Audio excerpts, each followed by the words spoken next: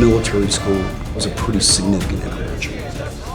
We had routine inspections, daily inspections, and you get a demerit for anything. You get 4 or 5 demerits in a half day. And a penalty tour was on the weekend, 30 minutes worth of marching in full dress uniform with a grand drill rifle around the quad. And it was severe. It gave me the structure that no one really provided, and I needed structure. Going to that school, was that the springboard into the Army? Yeah, it was, absolutely. Yeah. I went from 11 Bravo, an infantry guy. I went from basic to AIT, to jump school, to RIP, and then went to 375. That was fun. That was cool.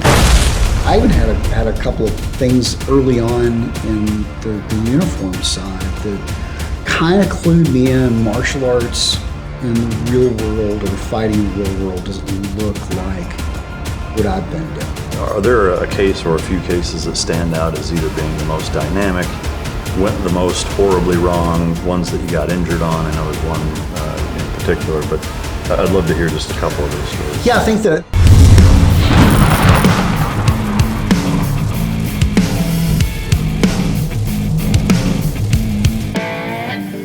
Since the Civil War, dogs have stood alongside our military, proving to be indispensable partners. Our military prioritized ensuring proper K9 nutrition for optimal performance, recognizing its vital role in mission success.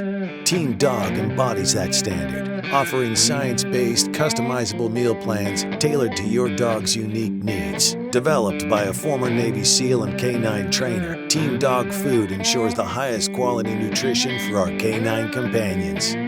Improve your dog's well-being. Be your dog's hero with Team Dog.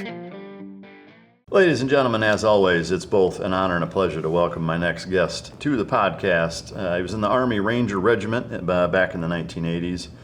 He retired after 21 years of law enforcement, both in undercover narcotics and SWAT. He's the founder of ShivWorks, which is self-defense, blade, and firearms training. He's a world-renowned self-defense and tactics trainer. He trains military special operations teams and intelligence, federal, state law enforcement in 49 states and 11 foreign countries. What's the one state, Hawaii, that you haven't done? Delaware. Delaware, that's the places. last one. Bastards. I don't know how to get in that state, but we'll see. Yeah. We'll see. In any event, ladies and gents, welcome to the stage the SouthNarc himself, Craig Douglas. Michael, thank you. I'm glad to connect with you and your audience, sir. Likewise. I've known about you for a number of years. I know you've worked with a lot of the same guys that I used to work with, and a host of other ones. But I know how busy you are. I know you're gone 40 weeks a year, so I really can't thank you enough for taking the time to come sit down and talk with us, because I think you have a fascinating story. Absolutely, man. And we love what you do, and love the way you present yourself to the world. It's like, man, it's a similar community and it's a similar vibe. So we were real excited when you guys pitched us. Yeah, I appreciate it. Yeah. What's the last full book that you've read? The last full book that I read was the Reason for God. That's the one that I just kind of got through, and it was. Are you what you would call a religious person? Or? Yes, I am. That's recent too. That's really? fairly. I was raised as a Christian. Didn't really feel it when I was a kid. Have felt it here recently this year, and moved in that direction. Ended up getting baptized here recently after a fairly rigorous DMT experience. Really? Well, congrats on the baptism. Thanks, Is there a catalyst that sparked the desire for the DMT, or was it the reverse of the DMT sparked the catalyst? It's interesting. I've been looking. My daughter's mother has fairly extensive experience with entheogens, and I started kind of not playing around, I shouldn't say that, because I had good setting and intention. I started looking and experimenting with psilocybin probably 5 years ago, maybe. Doing it correctly, doing it in a very intentional way, as that stuff should be used, as far as plant and animal medicine. But and that eventually led me to there are a whole host of factors that led me to the most recent DMT, and the DMT experience is recent. That's in the past 30 days. Wow. That this has all happened. So I've become a first-time father at 57. Wow. A baptized Christian, and I just had a DMT experience. So Yeah, that's wild. It's a lot of that's a lot going on. It is, man. It's the third quarter of life is certainly interesting. Wow. It is. That's super cool. Well, it's a lot. Yeah. We'll definitely get into that Yeah. Later in the interview, but what's something you wish you were better at? Something I wish I was better at. I wish I was better at managing money. I'm not good at that. Really? Yeah. Like spend and blow kind of I kind of, there's a... or earn and blow, I guess, not spend. Yeah, I've not done a good job of like layering my wealth, and I have been spend and go historically. Is it impulse buy stuff, or what gets you?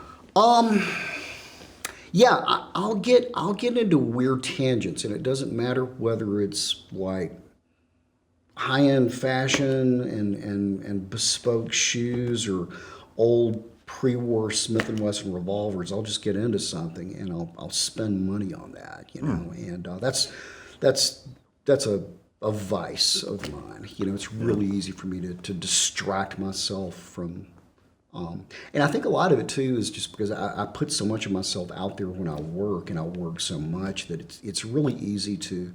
I guess there are worse vices, certainly worse vices to engage in besides frivolous spending. But no, that's currently something that I'm really working on. Is just being better about money.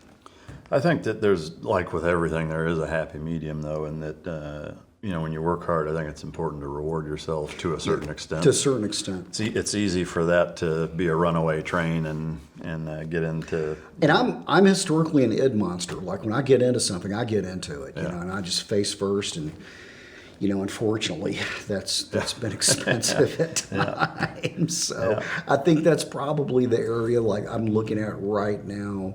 That it's like that's my current area of work. Yeah, is getting better at that. Yeah, I dig it. If time travel were possible, where and when would you go? Ooh, there's so many. I'm such a history nut. There's so many interesting places. I always have ideations, I guess, of being in ancient Greece or Rome, and seeing what the world looked like, the ancient world looked like. Yeah. I think Do you not think- necessarily even the warrior part of it, just what the world looked like, what everyday life looked like in a culture like that, in a place like that. Yeah. Do you think if you took your skill set and knowledge base that you have now and went back then, you think you could take Leonidas? Actually, I think I could. Yeah, I agree, think I actually. could. I think we over-romanticize the capability back then. I have no doubt that they were stout. Obviously, this is pure speculation, but we're also dealing with thousands of years of collective knowledge and advancement since then in every area, including fighting and combatives and whatever. Plus, far better abilities to sustain, life. Maybe not. Maybe they would fucking rip our heads off. Who knows? But I think about that often as well. Certainly, I think one thing we can definitely say is the availability of information now that you can avail yourself of to make yourself better is far, far better than it was then. So, and it's a friend of ours and a patron, Ian Davis. He does a lot of.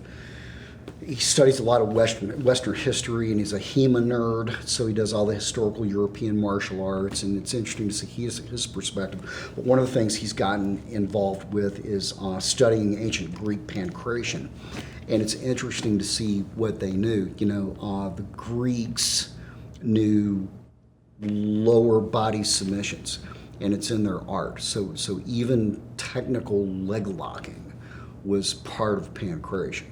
Which is also interesting that you don't see low body attacks or even sophisticated bottom-up ground fighting in military context, because pancration was still sport. It was to the death. Yeah. You know, but there was still a defined rule set, and it was a predictable environment. But they knew that stuff. So, you know, I think maybe if I was able to take Leonidas, it was because I knew something that he didn't, and my ability to have information compared to his, I think is just far superior. Far superior. Yeah. I don't disagree. The one thing I will say, at least my understanding is, you know, the Russians and Sambo in particular, even their military style of combatives does focus more on leg locks, but to your point, like, that's the only one that I'm aware of. You know, everywhere else it's almost non-existent, which is interesting. All bottom up, and it's a, you know, when we get into the argument about a lot of, and I'm a BJJ black belt, you know, I'm middle-aged, not competitive BJJ black belt, but I've spent 29 years on and off studying that art. And it's interesting when you hear BJJ advocates say that BJJ is rooted in self-defense. Not really. It's rooted in challenge matches, but, you know, the origins of BJJ are not defeating carjackings in favelas. Yeah. That's not where that system was validated. Yeah, So, well, and I think especially so now, if you were to walk into any random BJJ gym anywhere, at least in this country, it's way further removed from that than it was 20 years ago. You know, I mean, to me, it reminds me a lot of Taekwondo and karate, you know, in the late 90s or early 2000s compared to the late 70s or early 80s. You know, how much more sport-oriented it became in a 20-year period with popularity and whatever. But, absolutely. yeah. Absolutely. Do you have a favorite quote?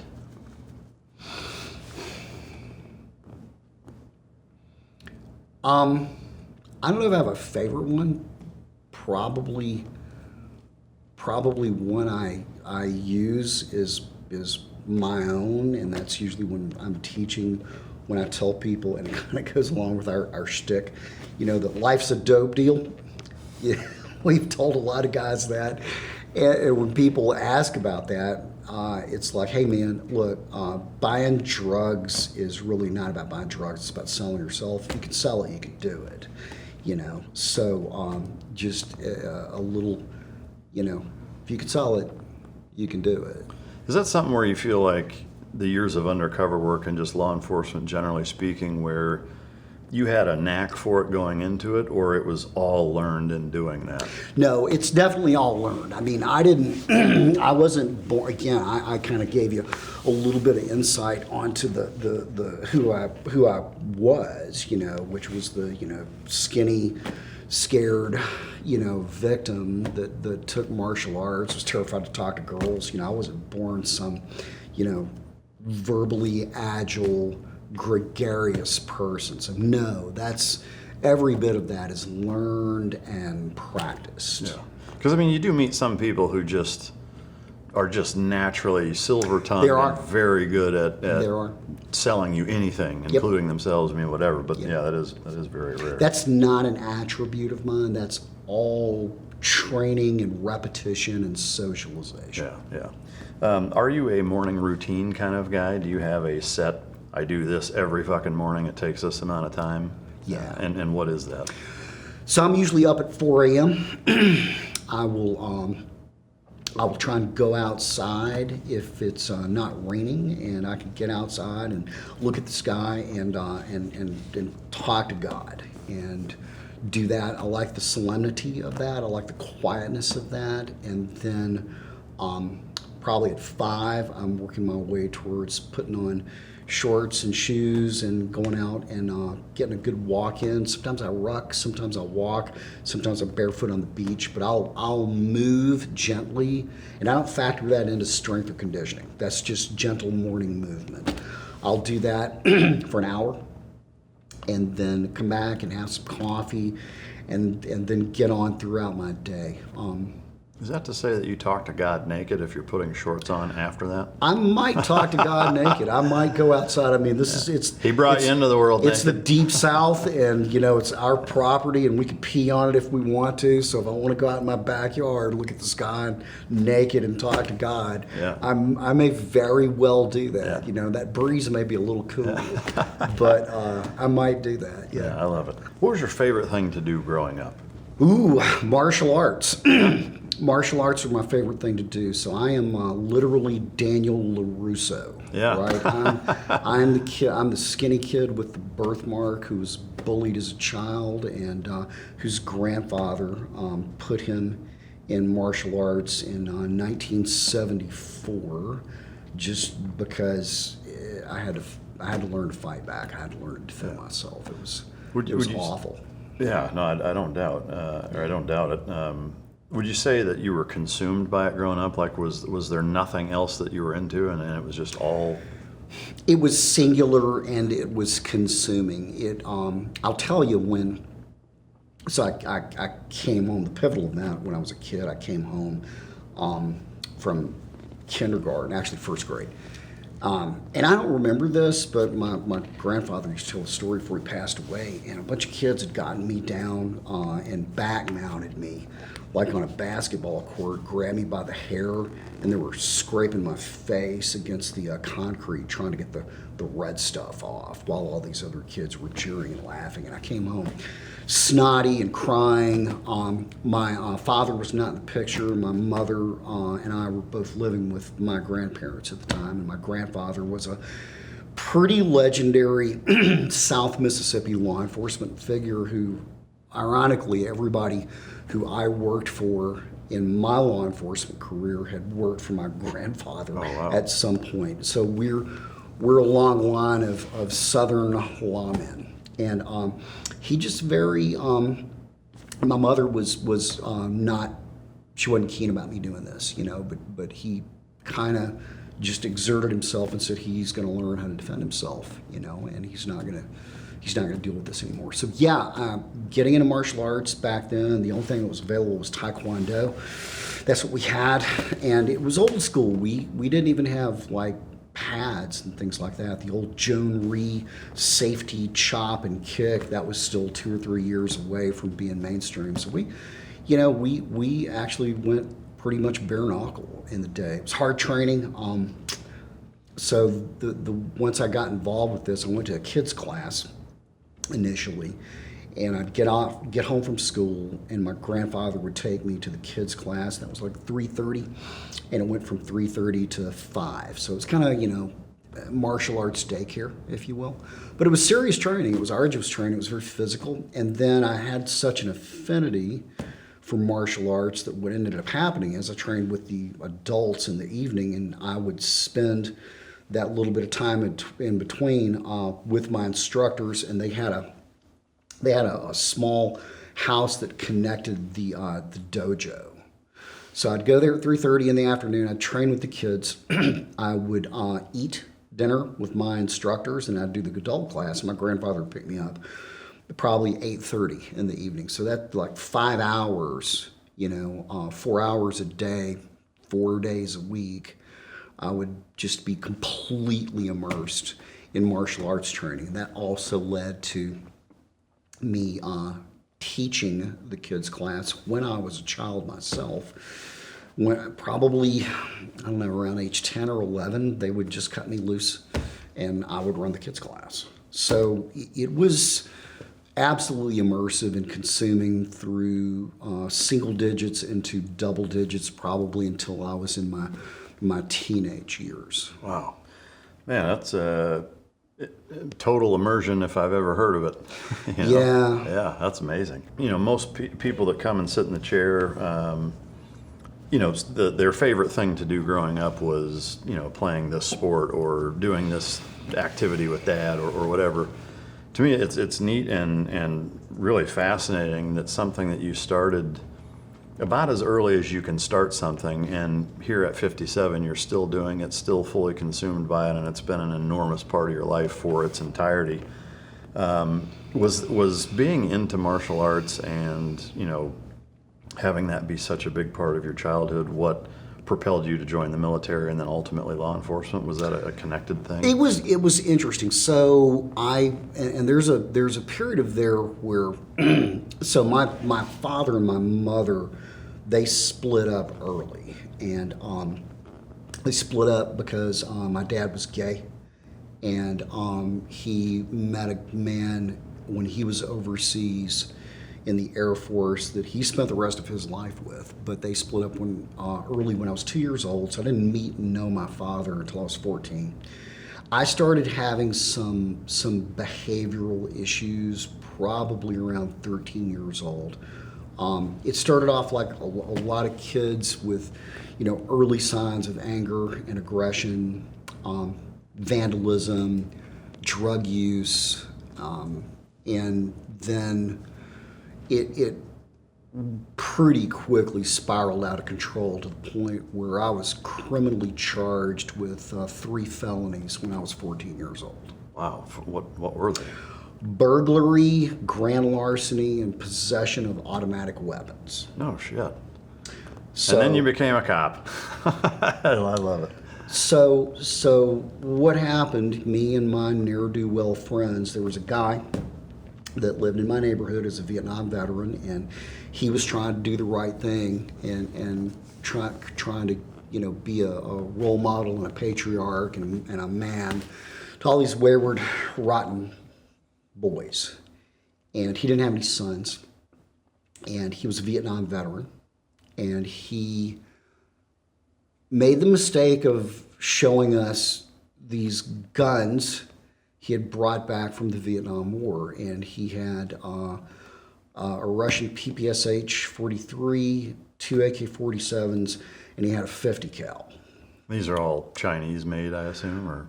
Yeah, I guess so. I think they were legit. I think one was a Type 56, and the other one was I think the other one was a legit Russian AK. But I guess to ask that or to say that they were all confiscated enemy weapons, probably. They were. Yeah. They were.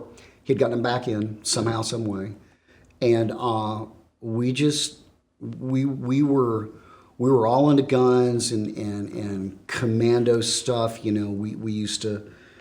It's interesting how many SOCOM guys and JSOC guys all have kind of the same origin story of, going out as boys and sneaking around in the woods, right, and playing command. We used to do that stuff, right? So they went out of town one weekend, and we burglarized their house and ripped them off. Because we were a bunch of shitheads. We were, and we were all too scrawny to drag off the 50 cal, but we got a couple of pistols, and we got the 2 AKs and the PPSH. And one of the guys that was part of the burglary got nervous and ended up telling his dad, and his dad informed law enforcement. So they, me and one of the guys on the burglary kids, you could drive in Mississippi then at 15 years old, and this guy was a year older than me. I was 14, he was 15, and we were at a movie theater, and we had one of the AKs in the car and a couple of guns. And we weren't doing anything. We weren't planning anything. We just thought it was cool to have guns and ride around, and committing a burglary was kind of like, that was our version, our misplaced version of a commando operation. We all wanted to do something edgy and exciting and adrenaline filled, and crime, was the outlet that we found with no real supervision. So the Mississippi Highway Patrol were waiting for us at the movie theater, and did a traffic stop, and the Mississippi Highway Patrolman that did the traffic stop knew my grandfather and knew who I was, and they just snatched it out of the car, popped the trunk, got the guns, and got one of the other kids that had the guns, and we were all criminally charged. So ATF, after talking to us, ended up doing a raid on that guy's house, and they recovered the 50 cal. He ended up not getting criminally charged, but that 50 cal ended up getting put on a Coast Guard cutter later on. How's that for repurposing? Yeah, and we were able, probably because of my family's connections, we were able to get off with probation, and that set the course for me for an intervention. And it was actually then that I met my dad. And my family had pretty much thrown their hands up. They were like, he's going to end up in prison. So my father entered the picture. They contacted him. I'd never met him. So I went to South Florida to meet him, and met him when I was 14 years old. And then that was a difficult relationship. He did the best he could, for who he was and our situation, but that didn't go well from the very beginning. So that led to even more criminality in South Florida. Starting to get involved with some actual legitimate criminal enterprise. And finally, collectively, my family decided to send me to military school. So I got sent to Marion Military Institute in Marion, Alabama for my last 2 years of high school. And between that and my 3-year stint in the Army, a couple of critical male figures that just were at the right place in the right time, that kept me out of jail.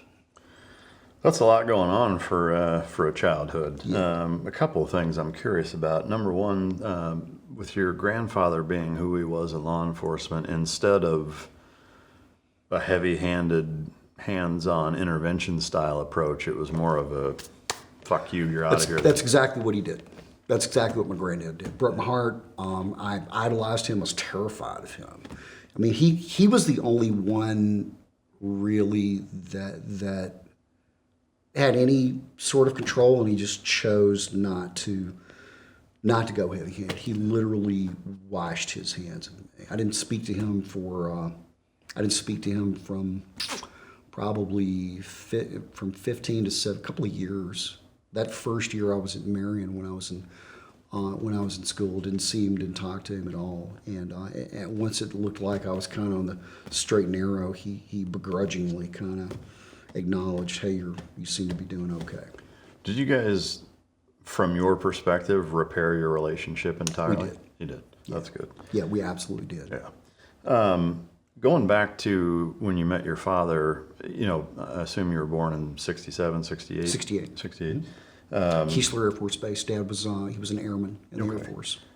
Back then, men being gay was a very different level of acceptance and just the way it was kind of viewed in society. Did you know that up until the time you met him? So did you know it right when you met him? Did he tell you, or nope. Well, so I go down to South Florida, and I'd never been out of Mississippi except on a family trip, and this is, let's see, I was 14, so that's 82. And I go down to Fort Lauderdale. My dad worked for a company called Cordis Corporation, and what he did was he was a medical sales rep for a pacemaker company, and he assisted the doctors on the implantation of the pacemakers. I think Dad made probably $180,000, $190,000 a year in 1982, so he made a really good living, and South Florida, very different place. It's big, it's cosmopolitan, it's exotic, and I just never seen anything like that. There's Dad really loved all things luxurious, great food, clothes. The house was just immaculate. It looked like something out of Architectural Digest. And he had a roommate, because, in 1982, when you're a kid in South Mississippi, you're just not around homosexuality. It's certainly not mainstream. And even then, in South Florida, it really wasn't mainstream. Like, Dad's employer didn't know he was gay. So I went down there, and Jack and Dad slept in separate bedrooms, and I think that was spring. That was actually like a spring break. If I remember, it was like March. And then that was where I met him. I spent like a 4-day weekend down there, and then went back to stay with him for the summer. And that's where he sat me down and told me that he was gay. How did you respond to that at that age and at that time? Man, I was a wreck. You know, I'd always wanted to meet my father, and you have this image of who your father is. You know, a masculine type guy, and you know, to imagine my dad was, you know, gay, and what I knew about what gay was, which is just being lispy and effeminate, and you have sex with other men. I mean, it's horrifying. It was earthy. It was really, really hard to deal with. It was hard for him to tell me. I didn't know anything about that. So that was a crash course into that world. If you're looking to get stronger, move better, and actually build real-world capability, not influencer nonsense, I launched a new Navy SEAL-style fitness app that gives you workouts built on the training foundation I used in the teams and as a BUDS instructor. Functional strength, conditioning, mobility, and a simple, repeatable program that fits into your normal life. Check it out. Link is in the description, and let's get to work. You know, and that summer I spent with him around upper middle class, white collar, still underground gay men. It was an entire subculture that just lived below the surface of anything I knew about or could possibly see in my limited, very southern, very narrow worldview. So it was certainly a crash course in a particular aspect of social literacy. Did that cause any problems between you two? Oh yeah. Yeah. Oh yeah. To where it was like tumultuous and super abrasive, or? It exacerbated my already existing anger that I had from, you know, being victimized as a child. I mean, I went from being bullied to being the bully, you know, because there's preemption is always better than reaction.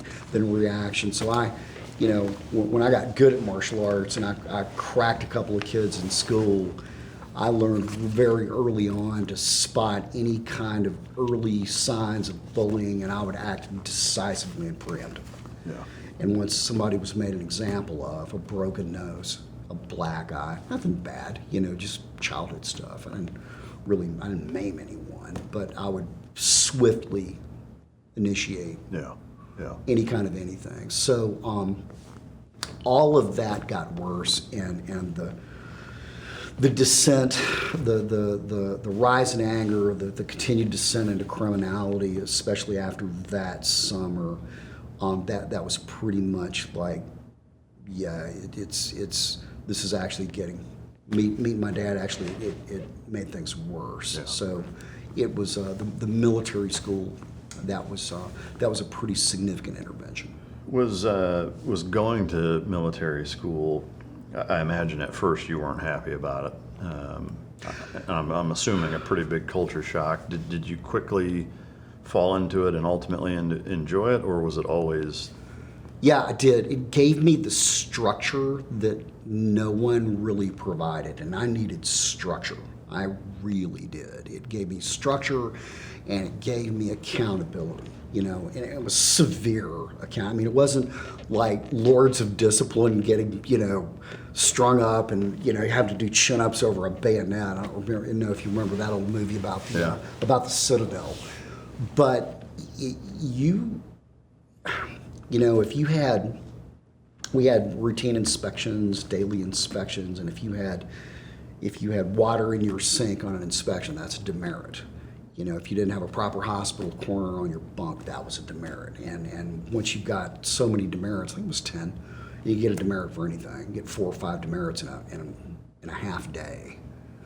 That was a penalty tour, and a penalty tour was on the weekend, 30 minutes worth of marching in full dress uniform with a grand drill rifle around the quad. So there was absolutely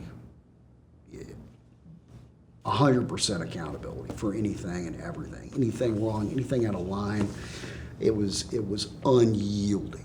Yeah. There was no talk, and I absolutely knew that. It's interesting. Now, I've never really made this comparison. I was watching a show on where Seattle has kind of just fallen, and listening to addicts talk about who are clean and sober now. A lot of them said the only thing that got me clean and sober was incarceration, something severe, and I think it's really similar. I think at a certain point, you're going to have something severe and unyielding to shift to course correct. Yeah. And certainly military school was. It got me into the Army, and then from the Army, that kind of got me back into humanity and civilization. And going to that school, was that the springboard into the Army? I mean, was that your decision of saying, hey, I did this, I enjoy it, I want to join the Army? Yeah, it was, absolutely. Yeah. Absolutely. I enlisted on a Ranger contract. I went from an 11 Bravo, an infantry guy. I went from basic to AIT to jump school to RIP, and then went to 375. I think I got there in January or February of '87, and I was there for a little over a year. I had a chronic injury that eventually forced me out of light injury. I broke my light infantry. I broke my ankle 3 times in a row, and I should probably have a pin in it to this day. But my last year, I went to a mechanized infantry unit at Benning. Didn't care for that, so got my college money and decided, you know what? I think I want to do something in service, but what I want to do, and the CIA sounded cool. It sounded like something cool to do. I had all this vision of what the CIA did. So I decided, you know what? I'm going to get out, and I'm going to use my college money, and I'm going to get something that will get me into the CIA, and I'm going to join the CIA. That was my plan, And I got out in August of 1989. And so with that, did you go right to college? I spent 4 or 5 months. Let's see. I started college in January of '90. Okay. January of '90. Where at? I started a local community college there in my hometown in Jackson County, Mississippi, and then my last 2 years of college were at University of South Alabama. Oh, okay. And I, so it's funny how all this works. When I got out, I had the GI Bill, I had the college fund, and then I was kind of living off that. It was enough, and I got a job bouncing at a bar, and that was fun. That was cool. I could grow my hair long. There were a bunch of pretty girls, and I could kind of be Dalton. Yeah. I had this vision of being the cooler. Yeah. So that just wasn't going anywhere, and I wasn't making enough money. And an opening came up at for initially a part-time position at the county jail. My mother was working for the sheriff's department at the time, and it was easy for me to slip into a part-time initially job. So I had that. It was part-time for 6 months. Then I went full-time. But I started college in January of '90 at the same time that I started working for the sheriff's department, part-time initially, and then went full-time probably within 6 months after that. So the next few years were full-time sheriff's deputy initially at the jail. That's where my first 2 years were at. Learned a lot. And a full-time college student, and I trained. And that was it. And I'd gotten into Southeast Asian martial arts, Kali and Salat. Actually, while I was stationed at Fort Benning, I used to go up and train at the Francis Fong Academy, and that's where I got introduced to that. Was really good at it, spent a lot of time doing it, and that stuff became those 3 things: work, college, and training. That's what I did pretty much for the next 4 years until I got my degree. Yeah. Did the experience with the jailing or jailer aspect, did that assuage or pivot your decision to join the CIA and now want to go into law enforcement? It's funny what happened. I went in with the plan of joining the CIA, and even my degree was so at the time, the next big front in the intelligence world was economic intelligence, and people were saying, hey, Japan is the next big enemy. Remember Rising Sun and all that book by Michael Crichton, and economic sabotage. That was the idea behind that. So I majored. I had a degree, a field of study called East Asian Studies, and then I minored in Japanese. So that's actually what my degree is in. My degree is in East Asian Studies with a minor in Japanese. And I was going to get that degree. I was going to apply to the CIA, and because I spoke Japanese and I had this degree field and I was a veteran, I'd be an easy fit to go in the CIA. And what happened was my law enforcement career distracted me from that. And it was a combination of, there are a few things, probably within, I don't know, maybe a month, I choked an inmate out. And that was a magic trick that no one had seen in 1990. This is pre-UFC. I had a good rear naked choke from a guy I'd done some judo with, and he had taught me that. And I put an inmate to sleep, and everybody at the jail thought that was just like a magic trick. So hey, can you show me this? Can you show me how to do that? So I started getting a reputation among the staff and the inmates for somebody that is willing and able to handle business. And the jail at that time, we didn't even have pepper spray.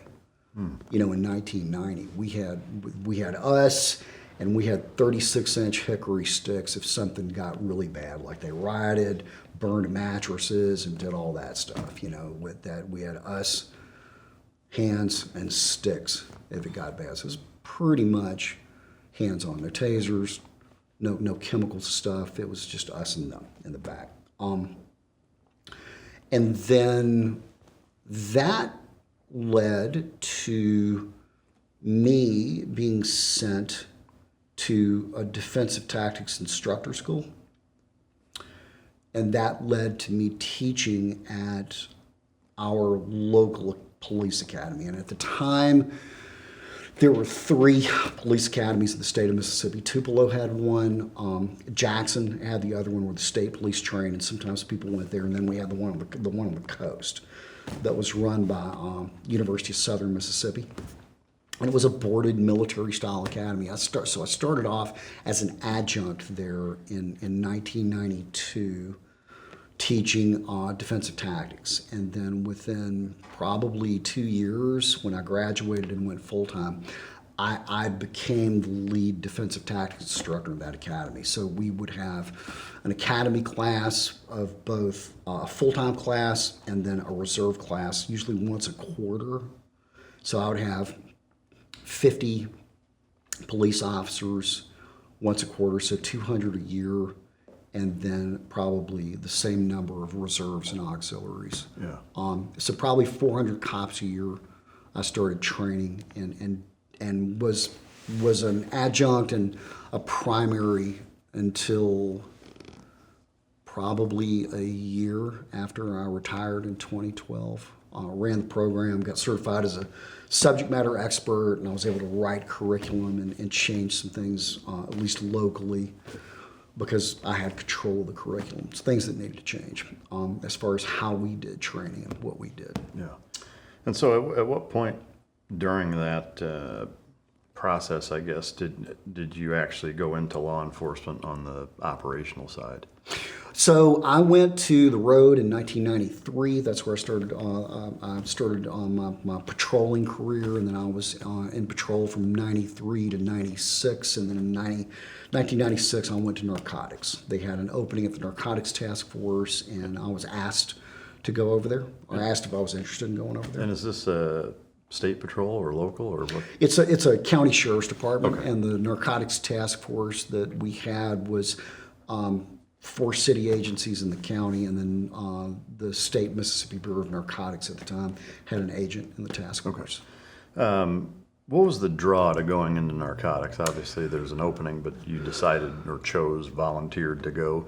They asked me. They asked me if I was interested in going, and there was a lot of political upheaval, and there always will be in drug units because, unlike anything else in law enforcement, the politicization of drug units comes from money, specifically seizure money, and how that money gets allocated and tasked and things like that. So dope has always got way more politics than property crime or murder or anything else. Drugs always has politics associated with it, mainly because of seizure money. Yeah. Seizure money and grant money. Yeah. So once you decided to go over there, you spent quite a few years doing that, correct? Yeah. I'm curious to get your take on kind of from a big picture standpoint, especially now, well past your career, the third quarter of your life, as you put it, which I like. The level of combativeness towards, if you want to call it the war on drugs, generally speaking, generically speaking, over, decades and decades of our nation's history, the last 30, 40 years. Do you have a different view of it now than you did as a pipe-hitting new guy, as an undercover narcotics agent?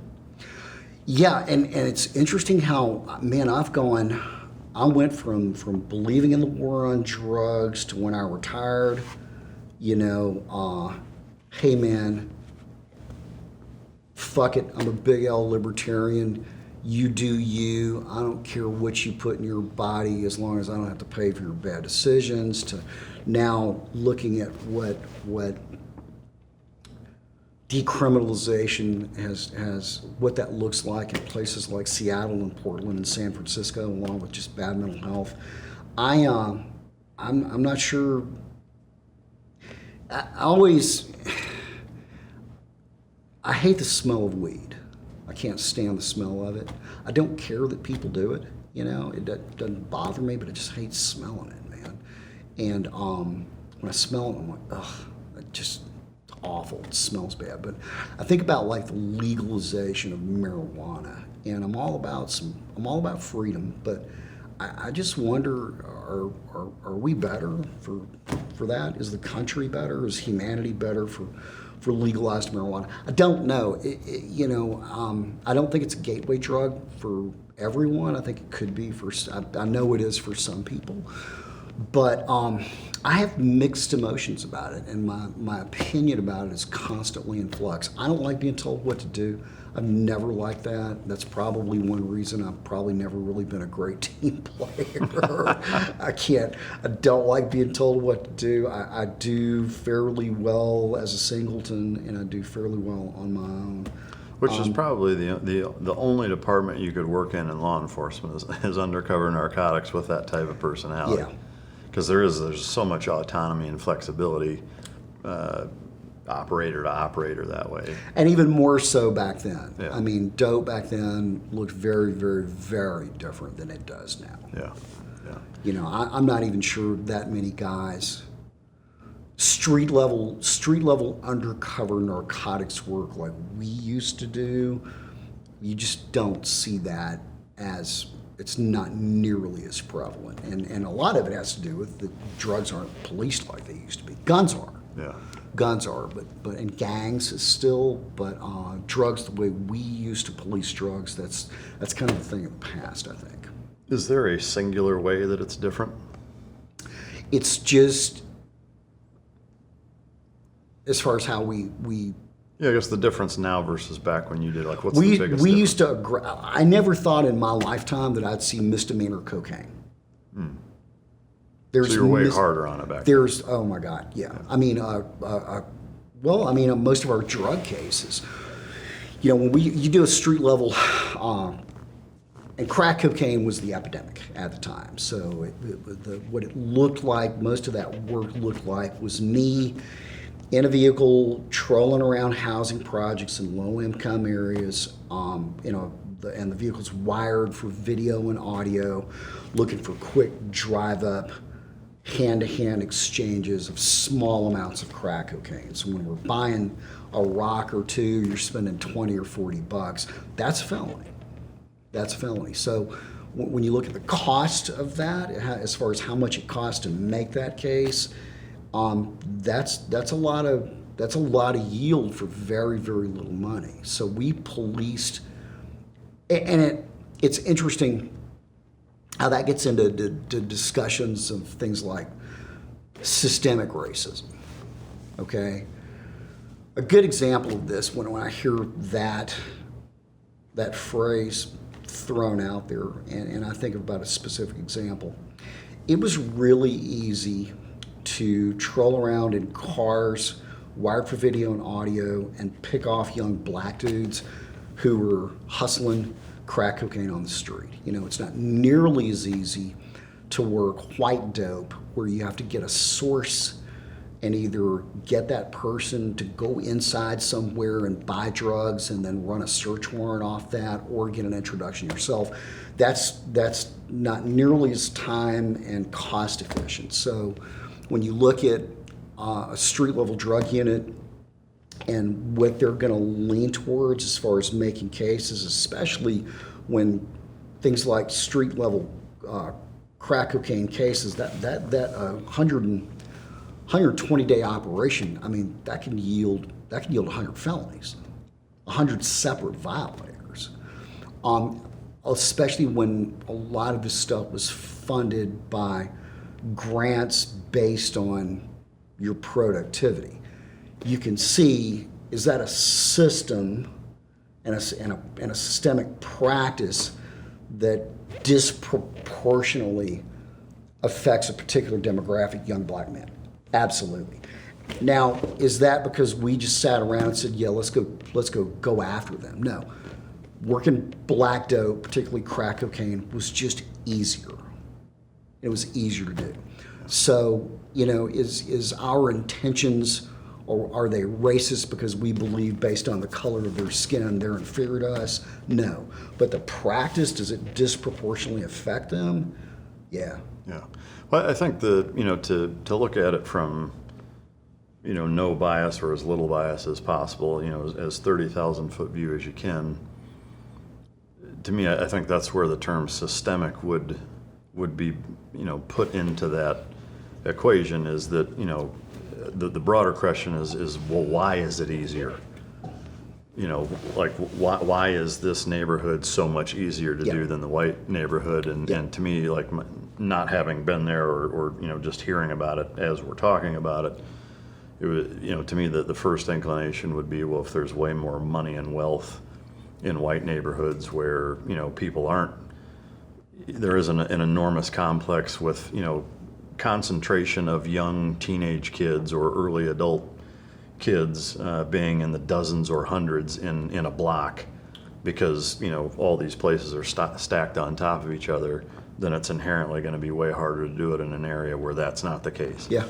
And so I think the argument, to play devil's advocate or argue the other side, would be that okay, well, there's an environment that is a breeding ground for that type of activity. Yeah, absolutely. Why is that the case? Absolutely. And we could spend all day talking about why that's the case. Right.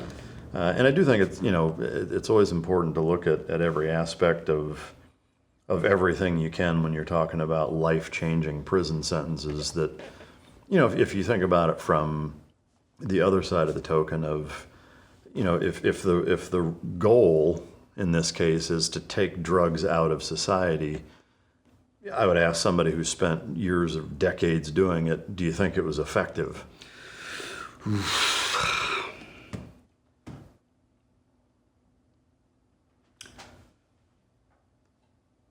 No, I really don't. Which begs the question, well, then what's the point? Yeah. We've ruined the lives and families of how many families, not just black families, I mean families all over the country. Yeah. For what? Like it didn't really have a net positive impact on reducing drug use. It felt like just constantly putting out fires. And also when I started in law enforcement, the gang epidemic and the crack epidemic, it was in full swing, man. People forget just how violent the early 90s were, the late 80s and the early 90s. It was bad, man. It was bad everywhere. I mean, there was Mayberry didn't exist. Every place had this problem, and I think law enforcement was just running around putting out fires. Not looking at the, not necessarily even able to do a forensic investigation and find out what's the flashpoint. Guys, federal agencies tried with conspiracy cases, but still, it didn't address the larger systemic issue in a lot of ways. Yeah. So I guess to that point, then, to me, I think it's relatively easy to look at the statistics and say, okay, it didn't move the needle much. On the same token, I don't think you can say, to your point with Portland, Seattle, San Francisco, that not doing anything is the answer either. Yeah. So do you have, being able to look at a rearview mirror with decades of experience, kind of seeing the full picture, any ideas on your end as to... I sure don't, man. And I know that's, I sure wish somebody who is, and a bunch of people who are way smarter than I am and credentialed and can look at all this stuff and figure out a solution. I'm not sure there's a solution I'm not sure there's any kind of national solution to escapism. I'm not sure. I mean, people have been wanting to escape reality with drugs for thousands and thousands and thousands of years. Yeah. So, it's part of the human condition at the end of the day that we just have to manage as best as we can, maybe. I don't think we can concede it. I think we have to keep our eye on it. But, what we were doing just, it didn't really change a whole lot. Yeah. I mean, it's, to me, like trying to put myself in your shoes, there would be a part of that for me would feel wasteful. I think a lot of people and I didn't fight the GWAT, but I think a lot of people that fought the GWAT and look at their time it's the exact same thing, man. Yeah, it's parallel. There are a lot of parallels there between the war on drugs and the war on terror. Yeah. Yeah, I mean, because you could ask yourself, has it stifled international terrorism ideology? No. Like, you could argue it's made it worse. Yeah.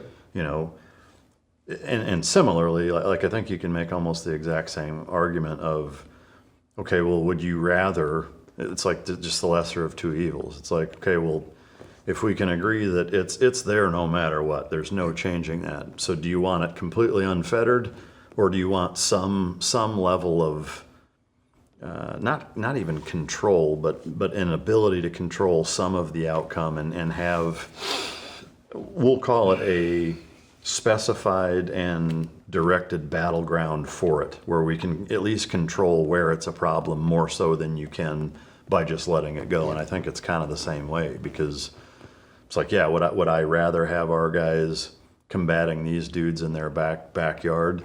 It still sucks. Doesn't make the problem go away. There's parts of it that make it worse. I'd still rather that than them, bombing the high school down the street. Sure. So yeah, it's tough, all big tough questions for sure. I think they're good parallels. I think the war on drugs and the war on terror, they're not identical, but man, there are some really good parallels as to just this seemingly endless problem. Yeah, for sure.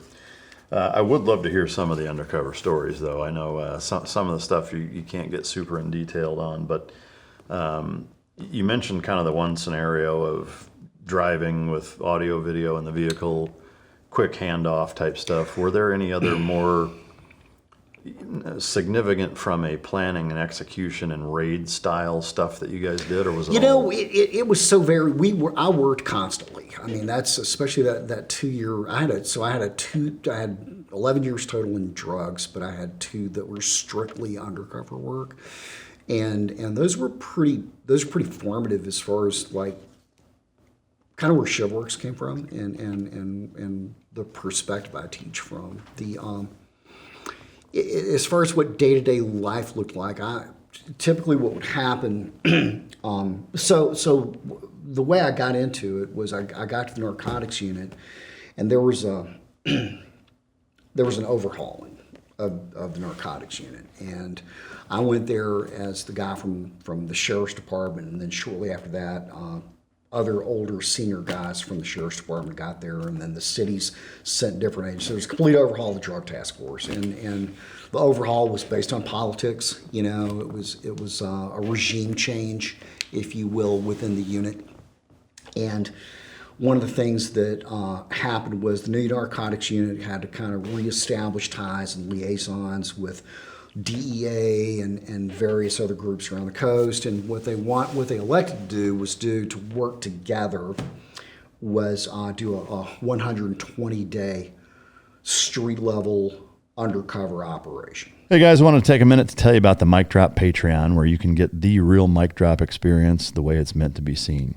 You get completely uncensored, unfiltered, and uncut episodes with nothing held back, just raw, real conversations directly from me to you, without YouTube censorship. Plus, you'll see it days before anyone else, with early premieres and exclusive bonus content that you won't find anywhere else.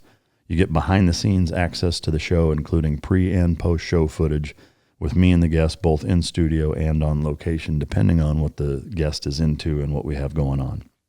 On top of that, we've got tons of Patreon-only perks, mic drop swag, access to exclusive merch, and the chance to submit your questions to be asked at the end of every episode. You'll also get a sneak peek at our upcoming guests, so you'll know who's in the studio weeks before anyone else.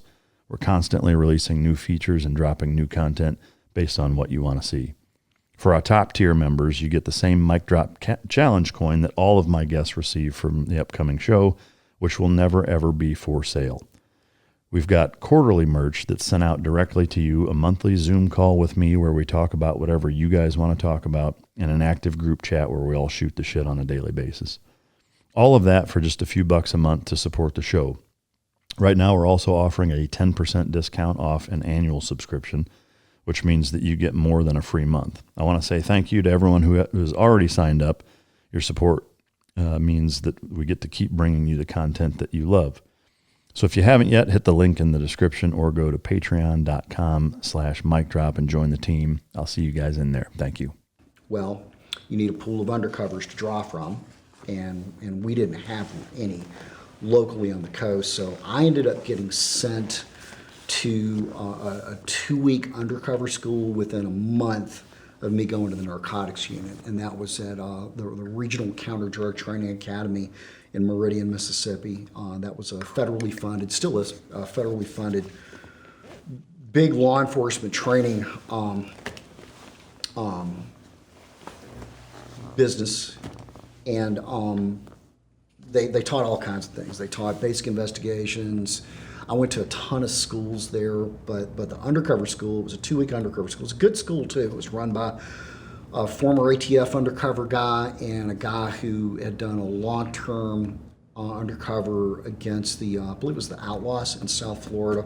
He was a Fort Lauderdale cop, and they ran the UC school.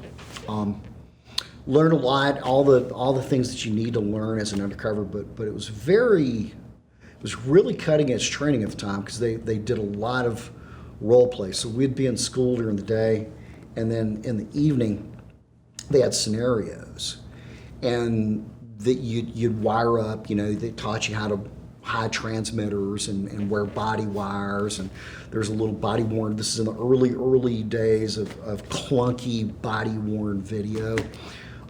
So we were experimenting with that, but they would have you do undercover operations, and they were varied. You know, they'd throw wrinkles at you, such as, I'm going in, I've got a female informant who I've never met, but they're vetted by the drug unit, and there's a dope deal set up, and I go with her to this place to do the dope deal. So I don't know her, but she's vetted by the drug unit, and when you have to document all this stuff, so I have to be able to say certain things on audio that's being recorded constantly. Sometimes there's video involved. We travel along. There are obviously concerns there with opposite sex, an opposite sex CI and an undercover officer. What is the big concern? Is that there's the big concern is that I'm gonna do something inappropriate, or she's gonna do something inappropriate that's gonna affect the integrity of the case. Okay, so if she's like, "Hey, how about I blow you?" then that ruins the whole thing. That ruins the whole thing. Yeah. Exactly. Yeah. You can't get a blowjob from a female informant. That's gonna tank the case. Well, that's disappointing. That's gonna tank. Yeah, no, you can't do that. Yeah. And then you go there and she does an intro, and this guy's not sure about you, and he eventually sells to you, and she goes in the bathroom, and he ends up giving me the dope, and he says, "Hey man," and he gives you a little bit more than usual. He said, "Hey man, just take this, go ahead and head out, me and this gal are gonna party." So, and maybe she's expressed concern about this guy on the way. "Hey, this guy's been wanting to fuck me for a while, just don't get out of, don't leave the room, don't get out of my sight." And then when she hops off to the bathroom, he throws that in there. So I'm posed with, okay, I've made a dope deal successfully. He's trying to usher me out. I'm concerned possibly about a sexual assault. What kind of decision do I make here? Do I hang around and blow the dope deal? Do I figure out a way to some kind of cool way to engineer him to work her out safely and complete the dope deal, stay in role, but at the same time set him up for success when I can come back? Because this is an intro, and typically we didn't prosecute those. So the goal is she's introducing me to where I can go back by myself, and eventually we can prosecute a case clean. Now he'll know eventually that chick introduced that dude, right? But at least it's going to buy a little bit of time before she's burnt as a CI. So they would, or you're on your way out. This was a good one. This guy, I'm buying meth from this guy, and I go in there and I buy from him, and it's an edgy deal, right? He's playing with a gun, and pointing at me a little bit, and pointing it up in the air. I hadn't fired a round off or anything, but I'm trying to be cool and not encourage him or incite him, and just make my dope deal and leave. And on my way out, he's like, "Hey man, I'm gonna be on your heels going out the door, but let me show you this cool pipe bomb I'm gonna take down to the Walmart." So now I have to make a decision. All right, it's no longer a dope deal. This guy's talking about leaving with a pipe bomb. How do I do I intervene myself? Do I call the cover team in? How do we handle this and transition out of that? So it was a lot of really quick thinking that you had to do, and they videoed all this stuff. And then they would show it to you at the end and talk about how you did and give you some suggestions. So we did that for 2 weeks nonstop every night. That's every single night. That's really cool. I mean, and to me, hearing your two scenarios, both of them have not just a predicament, but other public safety concerns that are now interjecting. And so I'm curious, like in both of those cases, and the first one is the playful cock block, the right answer, where it's like, well, shit, I like to party. Let's all party. Like, do you handle it that way? Or, and like with the pipe bomb, is it like, shit, dude, that's cool. Can I help you with that? Or like, how would you handle that? Well, in the case of the female, the way I handled that was, dude, I wouldn't hit that because I hit it on the way to another deal here not too long ago. And I'm going to tell you what, my shit's itching, son. Yeah. Oh, man, you think she's dirty? I know she is. I fucking know she is, bro. Yeah. Oh. Yeah. Dude, you save me some penicillin, bro. No shit. Dude, that's wild. What about the second one? So in that one, we actually made a takedown because that guy was, there was no talking him down. I couldn't leave. So that was a real scenario. No, it was based on a real scenario. Okay. But that's training. Okay. And both of those were training scenarios that I had. Okay. So they want to encourage quick thinking under circumstances that are rapidly changing and ambiguous.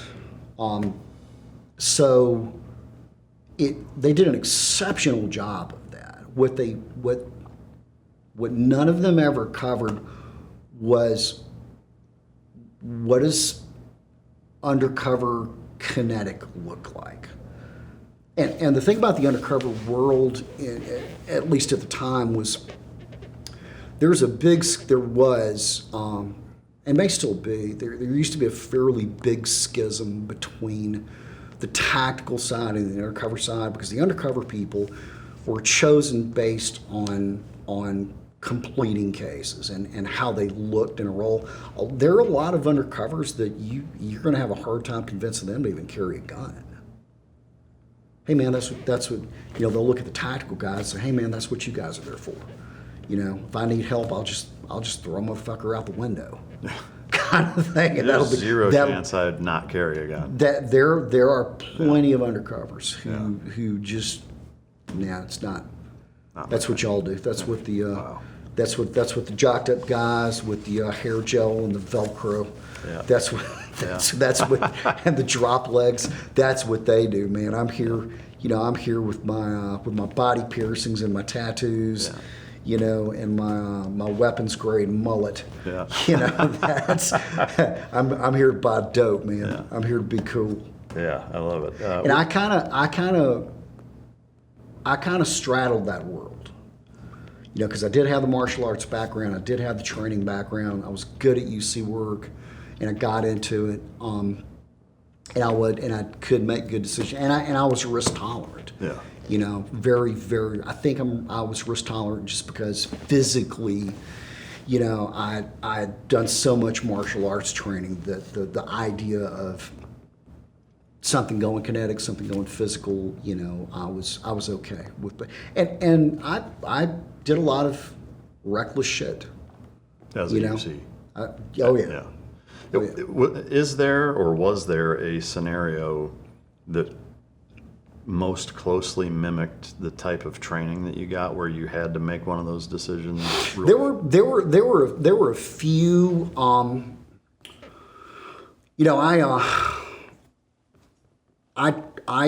was robbed at gunpoint 9 times in 2 years. Wow. And so I mean, when people talk about robbery, now granted, this is not regular people robberies. This is this is me playing an addict or a crackhead. But I went back to a guy one time who the day before had grabbed me by the hair on a street corner and stuck a gun under my chin and said, "Get the fuck off my block." And I went to that guy about 14 hours later and bought drugs from him. Wow. Walked right back up to him and bought drugs from him. So you have to embolden and completely abandon your own personality as far as your tolerance for altercation that way when you're doing that kind of stuff. And I'll tell people like that anecdote in our coursework, when I'm kind of giving the origin story of the training. And I get that look, right? When people are, why would you do that? Here's why, man. That's what crackheads and addicts do. That's what they do. They do. They get their ass beat. They get abused. They go back because they're fiending for dope. And if you're going to make cases, you couldn't really do street level undercover operations back in the early and mid 90s without getting scuffed up a little bit. You had to be risk tolerant. Yeah. There's no risk. You can't be risk averse and do that. If you want to be risk averse and work drugs, you're the guy that puts the dog suit on, the McGruff suit, and goes into schools and talks to kids and tells them don't do drugs. Right? That's how you're safe. The dare mascot. Yeah. That's how you worked drugs safely back then. Street level undercover work back then was very, very seat of your pants, wild. You're kind of out there. Yeah. Would you say that example you just gave was the most closely related to the training in terms of? I think so. Yeah. There were several instances where I could say there's some other instances where, like, just a misplaced word, queered a dope deal. This is a low consequence event, but I think I was in Natchez, trolling around trying to buy dope, and it's a dry hole, man. And I'm up there, 5 hours away from home, up there for 90 days, living in public housing, and I'm trolling around neighborhoods trying to buy crack, and it's a dry hole, and I'm getting pissed off because I haven't made a case yet. I'm like on the road for an hour and a half, and nobody's selling me crack. Nobody will come near me. Finally, one guy comes up, and he looks at me, kind of gives me that dope boy chin lift, He says, "What do you need, man?" And I said, "I need a 40-piece. He's like, "40-piece? You ain't the police, are you?" I said, "Nah, man, but they're," and I'm trying to create some urgency to make him sell to me. And I said, "Nah, man, but they're around the corner, so hurry up, give me my dope." He said, "Police around the corner?" I said, "Yeah, man, I just saw a patrol car." And when I said patrol car, he looked at me, narrowed his eyes, sucked his teeth, said, "Go on." And it was that quick, right? Something, that word, patrol car, that framing of law enforcement, that only people that say stuff like that are cops. What should you have said? Police. Yeah. If I would have said, "Man, police around the corner, hurry up, hurry up." Yeah. But I said, "Man, yeah, I just saw a patrol." It was just out of my mouth. Yeah. And he snapped on me that quick. And again, it's low consequence because he just didn't sell to me. But it happened. It was so subtle. It was out of my mouth, and it queered the deal so quickly. I'm kind of known as far as when I teach for a fairly high level of precision in my instructorship and my pedagogy, and a lot of it, I think, comes back to things like that. Yeah. I mean, even in that scenario, being located there in that neighborhood or area for 90 days or whatever, is there an element of fear in your mind now? Shit, this dude lives here and thinks I'm a cop, knows what I look like, and he's going to tell everybody. Oh, yeah. Yeah. Right. Was that wasn't the same guy that put the gun to your No, chest? that's a different guy. Different guy. I'm curious, from the vehicle that you're driving around in, the clothes that you wear, the persona that you take on. I've had other guys who've done undercover work, and they all kind of have their own process to adopt that personality. Getting characters, Jules would call it. Yeah. Let's get in character. Yeah, what approach did you take to? I would just, and it depends on who I was working. Whether if I was working Vietnamese with guns, that would be different. If I was working bars and clubs for ecstasy, where I was, trying to be a dancing kind of, looking at myself in the mirror, swinging chem lights, I can't picture you doing that. Yeah.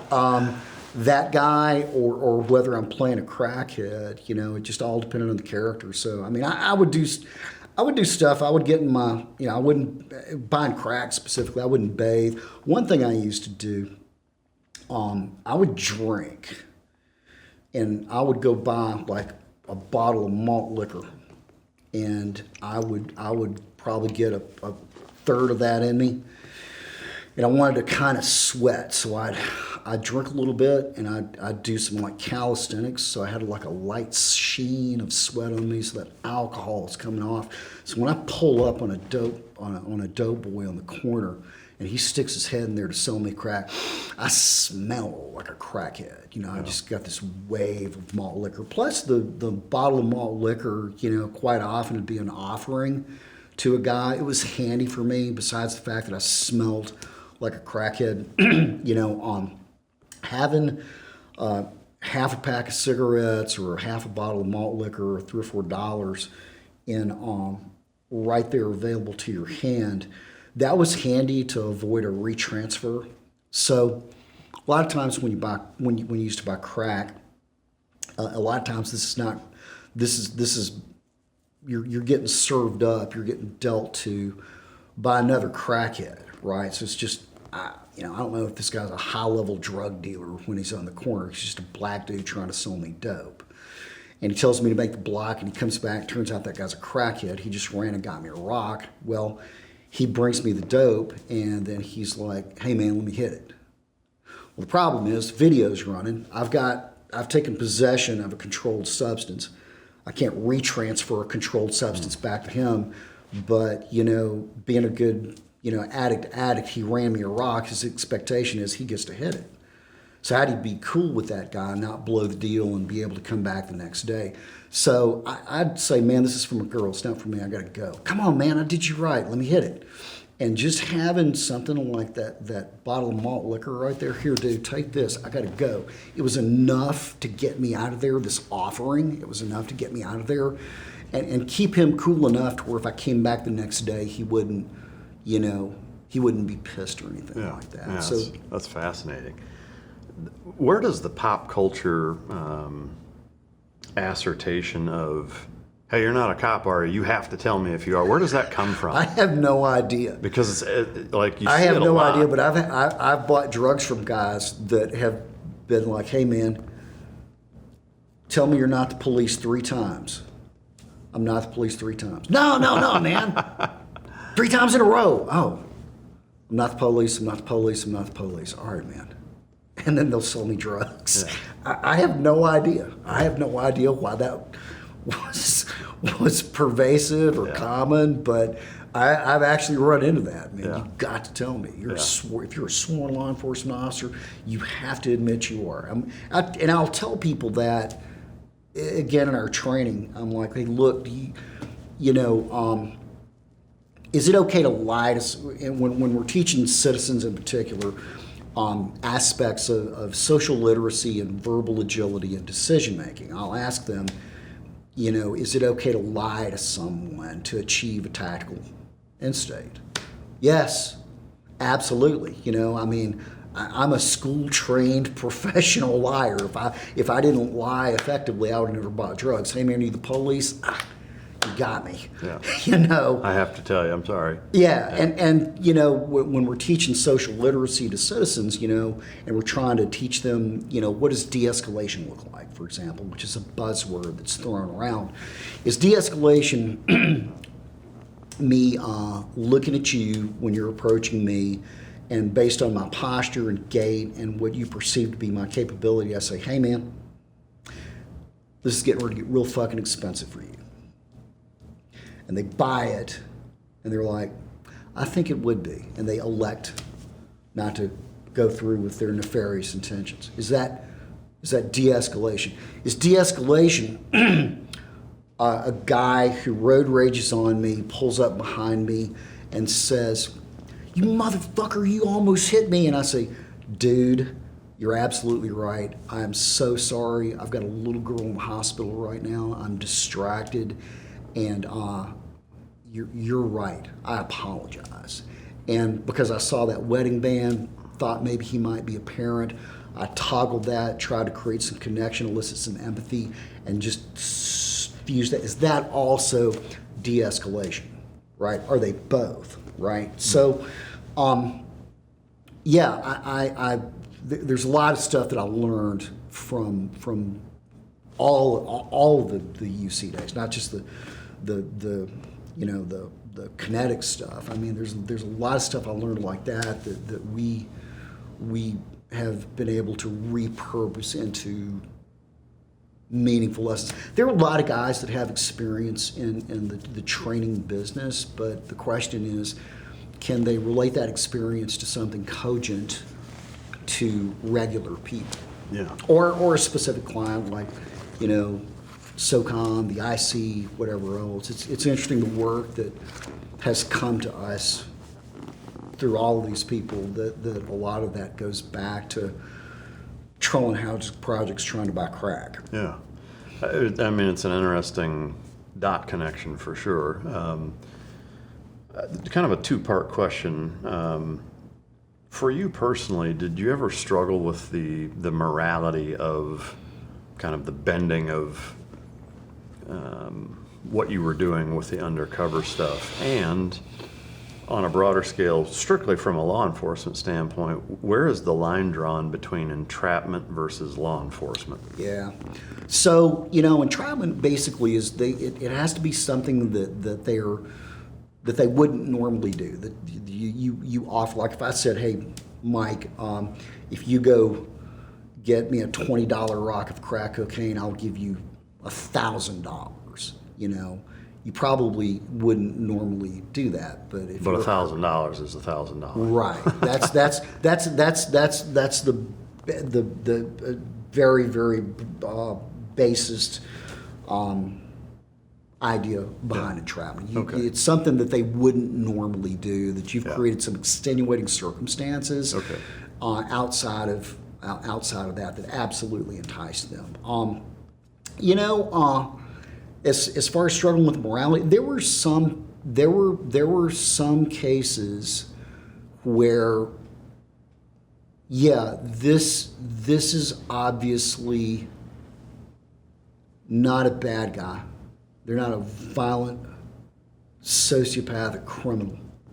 They're just hustling. That I'm like, this kid's just trying to make a buck, you know? And fortunately, at the time, in most cases, we had a say in how they got treated by the judicial system. We would get asked, hey man, what do you think? You know, like, I never will forget this is a good struggle. We had a black female judge who, in one of the places, I won't say where in the state, but in one of the places, she gave a kid, young guy, man, 20 years old, first time he sold a quarter gram of crack cocaine. She gave him 7 years. And we were shocked, man. And I was like, holy shit, that kid is, versus diversion or something like that. No priors, first time he'd done it. And I think she wanted to make an example out of him. So that was one I struggled with. He had a halfway decent family. He had just gotten into kind of a gangster ghetto. This is cool to do. Yeah. Wow. So you have discretion in terms of what you can recommend, but not any discretion in terms of what ultimately happens. Yeah, absolutely. If you take a step back from that, do you have discretion in that moment where you can just say, I'm gonna let this one go and I'm not gonna report it? I've done it. Yeah, I've done that. I have. You know, and that's a slippery slope, right? Because why does he get it and the other guy gets fucked? Yeah, does the public want their police officers policing by the spirit of the law versus the letter of the law? You know, should law enforcement be automatons who are held to a rigid legal standard? You know, that's a discussion, right? And I think police officers these days have less discretion than ever. We used to have discretion about whether we arrested people, even going back way before I was a narcotics officer. We had discretion about things like domestic violence. I mean, I can remember when the statutory language for domestic violence changed from may to shall. Yeah. As far as arresting people when we had any evidence of DV. I remember that. We used to have discretion, you know, and we could, back in 91 and 92, people trusted road deputies to evaluate a situation and go, you know what, if we hook this guy up, there's a good chance that's going to be the tipping point that brings him to killing her tomorrow night. Or maybe can we stand by and let her call her mom and have her mom come pick her up? We used to have that kind of discretion, and the public used to trust us, right, to make. And I'm not saying that the police officers always made the right decisions either, okay? We're just like any other. Cops are just like any other demographic. They're good ones and bad ones. The problem is with law enforcement is one bad one, you know, one negative interaction with a police officer pretty much, taints everyone. And I'm even susceptible to that. I mean, if I see blue lights in my rearview mirror and I know I'm getting pulled over, I don't think to myself, oh, I get to talk to a young police officer today. I'm like everybody else. Fuck. Police. It's not, I get to talk to a young cop, and it's like he caught me doing something wrong, speeding usually. Yeah. So. Well, I think there's another component to it that isn't even about good or bad. Making the, in hindsight, wrong decision discretion-wise doesn't necessarily mean you're a bad cop. You just made the wrong call. Because I can see, and I'm curious if the lack of discretion nowadays is a result of, it only takes one DV. We're going to let this slide. You guys just got into it, and then she gets murdered the next night. Yeah. And now it's and that's usually what creates statutory language change, right? There's some kind of this happened, and then the legislature reacts, and it's usually something tragic that causes a pendulum swing one way or another. Yeah. So that's usually how that goes. Yeah. Do you think that body cams are playing a role also, and that because they're so much more prevalent, that a law enforcement officer now has less discretion authority because, dude, it's on camera. I can't fucking change this. Yeah. I can't let this go or I'm fired. Absolutely. Yeah. And for the most part, body cams work for law enforcement, not against law enforcement. Sure. They absolutely. Yeah. If I was a cop, I would want it on all the time. Yeah. Yeah. I mean, but it definitely. You're definitely bound to the letter of the law. Judgment calls. Right. I think that's a thing of the past. Going back to the discretion piece, and I know this wasn't your realm, or at least I don't think you ever had anything to do with it, but like on the entrapment side, let's say like street racing as an example, is you've got an unmarked Corvette, that's their like street racing interdiction team, no markings whatsoever. They pull along another, Camaro or, some fast car, and they're doing trying to get him to race thing. And he's not doing it, and they're playing this cat and mouse game, and then finally the guy's like, okay, fuck it, let's race, and now I'm pulling you over and arresting you. Would that fall under the... I don't think so, because I think that, law enforcement is not making them do something they wouldn't normally do. If that was not a police officer driving that unmarked Corvette, and that was just would they normally do that? Yeah. The idea is that you're enticing them to do something they wouldn't normally do, and they would probably normally do that. Whereas coming up to a stranger who, I guess the equivalent to your example of telling somebody, hey, I'm going to give you $1,000, go buy this. Yeah. If it's somebody sitting there snorting cocaine and you ask them to do that, that's going to be less entrapment based than somebody who's eating a fucking cheeseburger. I got you. So the equivalent would be if I'm driving a Camaro that's like snorting coke to an undercover narcotic guy, in terms of, well, this guy's probably already doing this stuff anyway, and it's going to be easier to prove than that. Yeah, I think if you're not normally a street racer and you're driving a performance vehicle and you obey the speed limit and there's no background or history of you racing, and then I roll down the window of that Camaro, I roll down the window of that car, and I say, hey man, right here, got $1,000, man. You beat me to that stoplight, we'll pull over, it's yours. You ready? Then that's more on the entrapment side. Yeah, I got you. Now it's starting to steer that way. Going back to your 90-day stint in the projects, I've always been curious on the logistics side of that, in terms of the money that you have at your disposal to buy drugs and what you're using to live day to day. How do they set you up that way? They usually, it was pretty loose and fast. A lot of ripe for corruption, probably. Yeah, there were a lot, even in my time in drug enforcement, there were a lot of changes from the time I started until I left narcotics. It's 11 years worth. So. And that kind of stuff. Like back in the day, guys were given buy money, and they were told, keep track of it.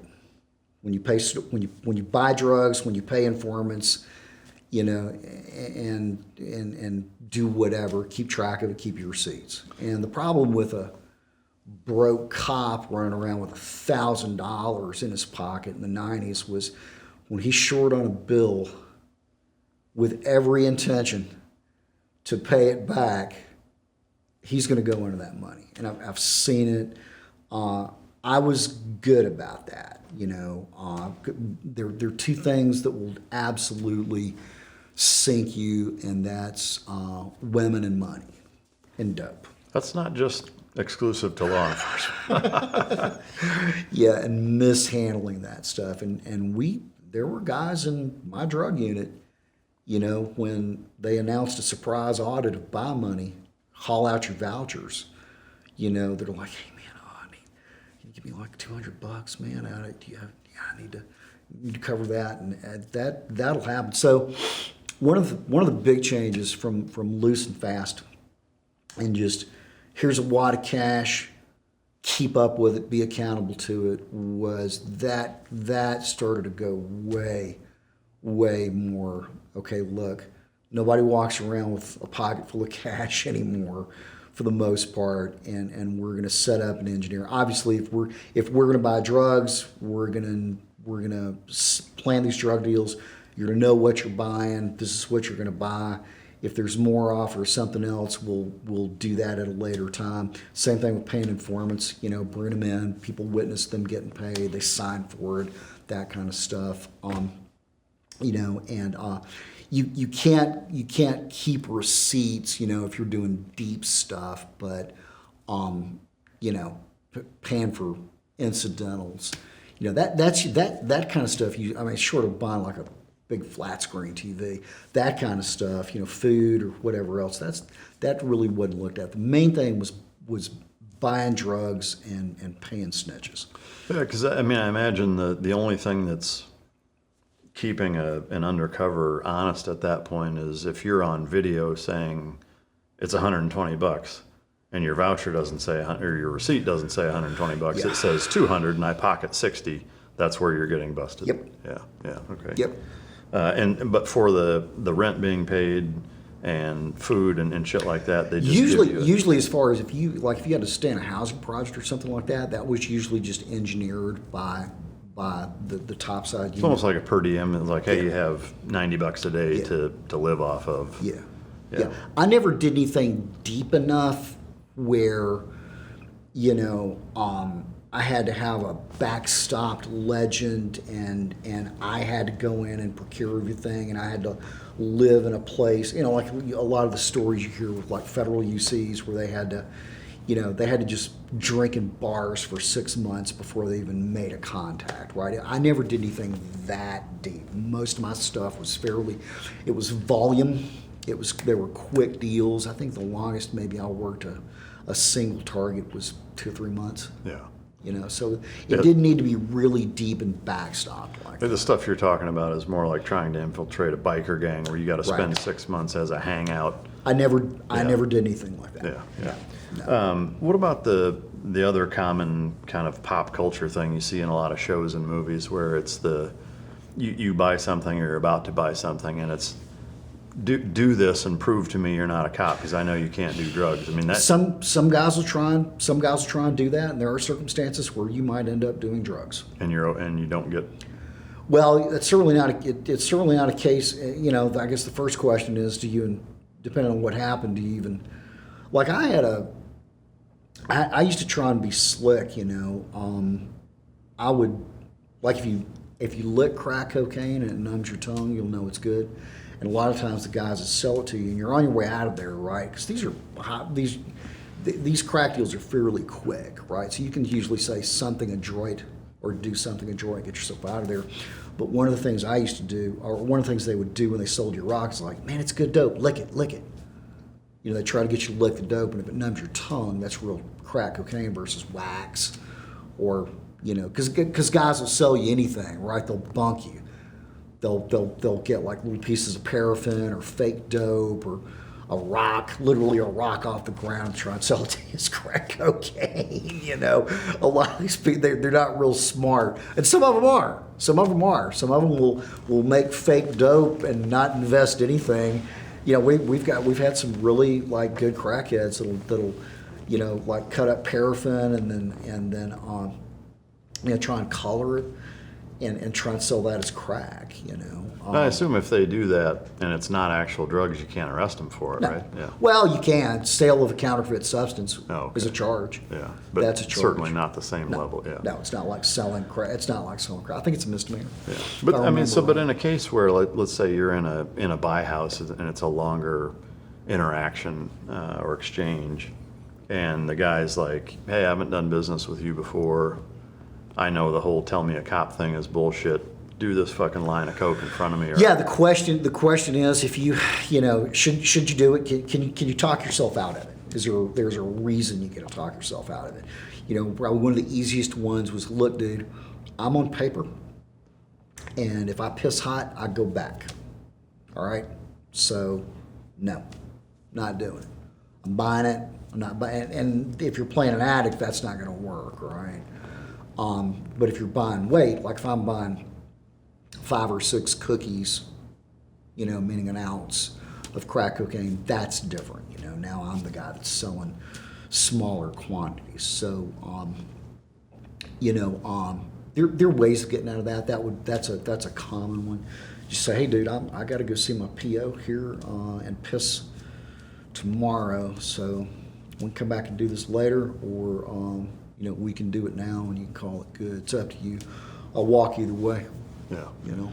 I mean, is there a circumstance though where, especially if your safety, if somebody puts a gun to your head and says, "Snort that fucking shit." Yeah, I mean, if you're like if you're in a van with a bunch of black dudes and they're smoking crack, you know, and you're away from the door and they're playing with guns while they're smoking crack, and the pipe comes around to you, you might end up smoking some crack.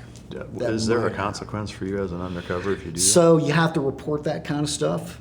You have to. Some guys don't just do it and don't. That's not a good idea. It affects, you know, the ability to prosecute the case, and there's some things that never make the light of day. Yeah. You know. To me, my biggest concern, having never done any of that, is how bad it would fuck me up, and I would probably do something stupid or slip up because now I'm high as fuck. Yeah. You know, and I'm not thinking straight. Yeah. You know, like that would be my biggest concern with it. Yeah. But did you ever run into a case like that where they tried to get you to do it and Oh yeah. yeah, Oh, yeah. or said do it or it's not, or the deal? I have been in circumstances where I have used drugs and reported it, and I've been in a couple circumstances where I've used drugs and not reported it. Really? You know. What was the deciding factor whether or not to report it? My judgment was questionable at the time as far as whether that was something that I should have done, and I just elected not to report. It's a wrong decision. Yeah. You know, at the end of the day, and I felt that, you know, I just needed to let that go, man. Yeah. I did. There are a number of reasons why somebody would do that. They don't necessarily trust the people they're working for. That's dicey. I don't know that I would do that if I didn't trust the people I was working for. Yeah, I mean, well, you know.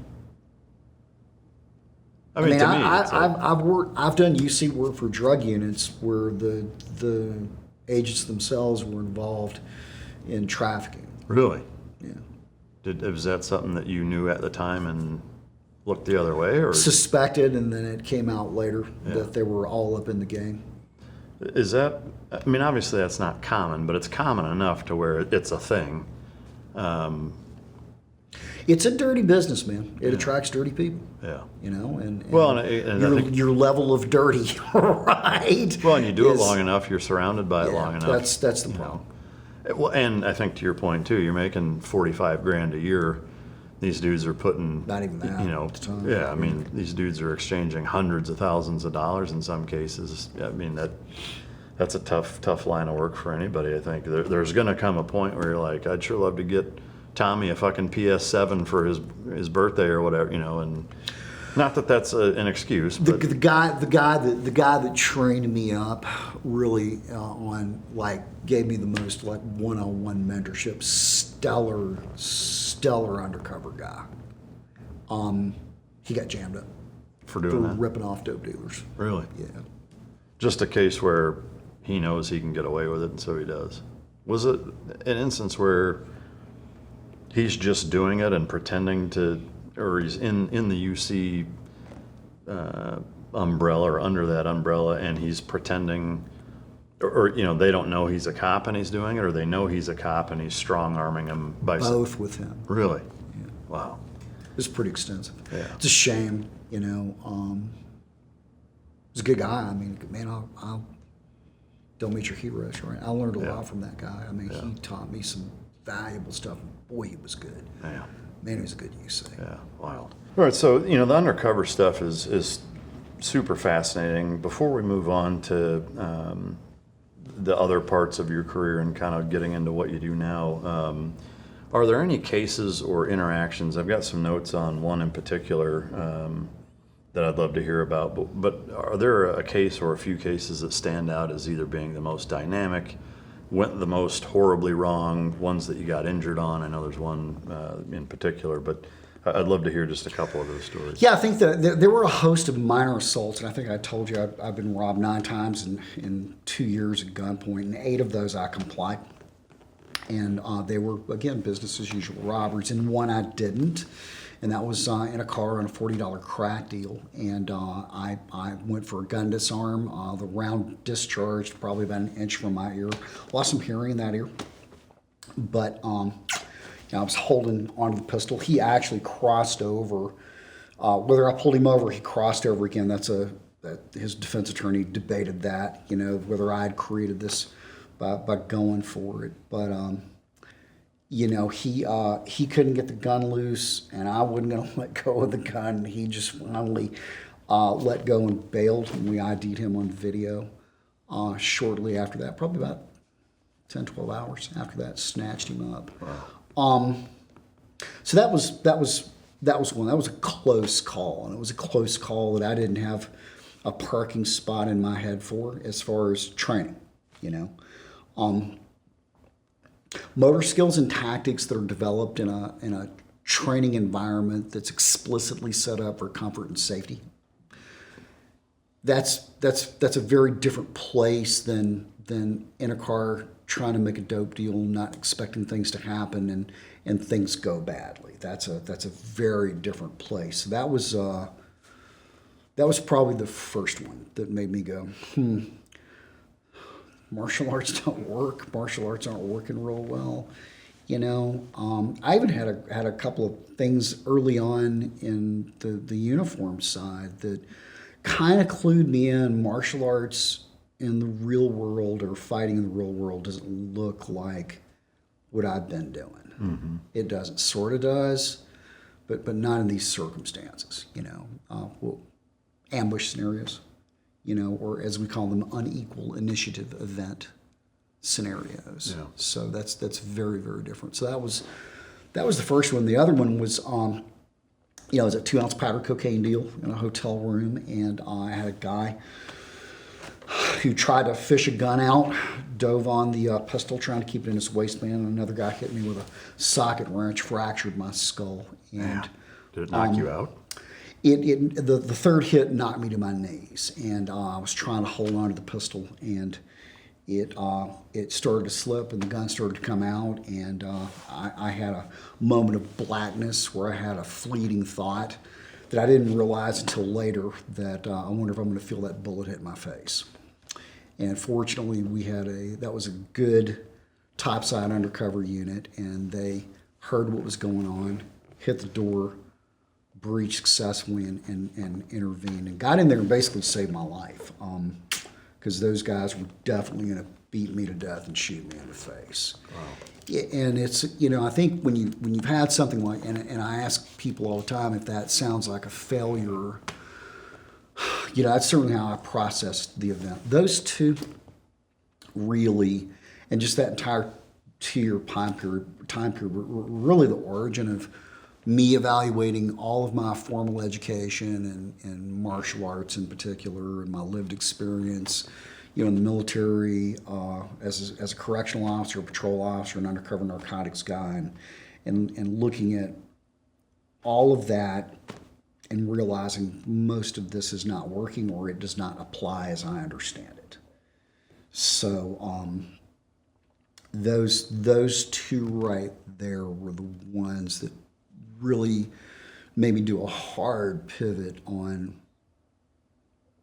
what I trained, how I evaluated training, it's interesting. I think that I think I was in '98 when I really started looking at the problems that I was running into. I was in an interesting place that I had a lot of time in martial arts. I had a lot of time teaching at that point, even going back to when I was a kid.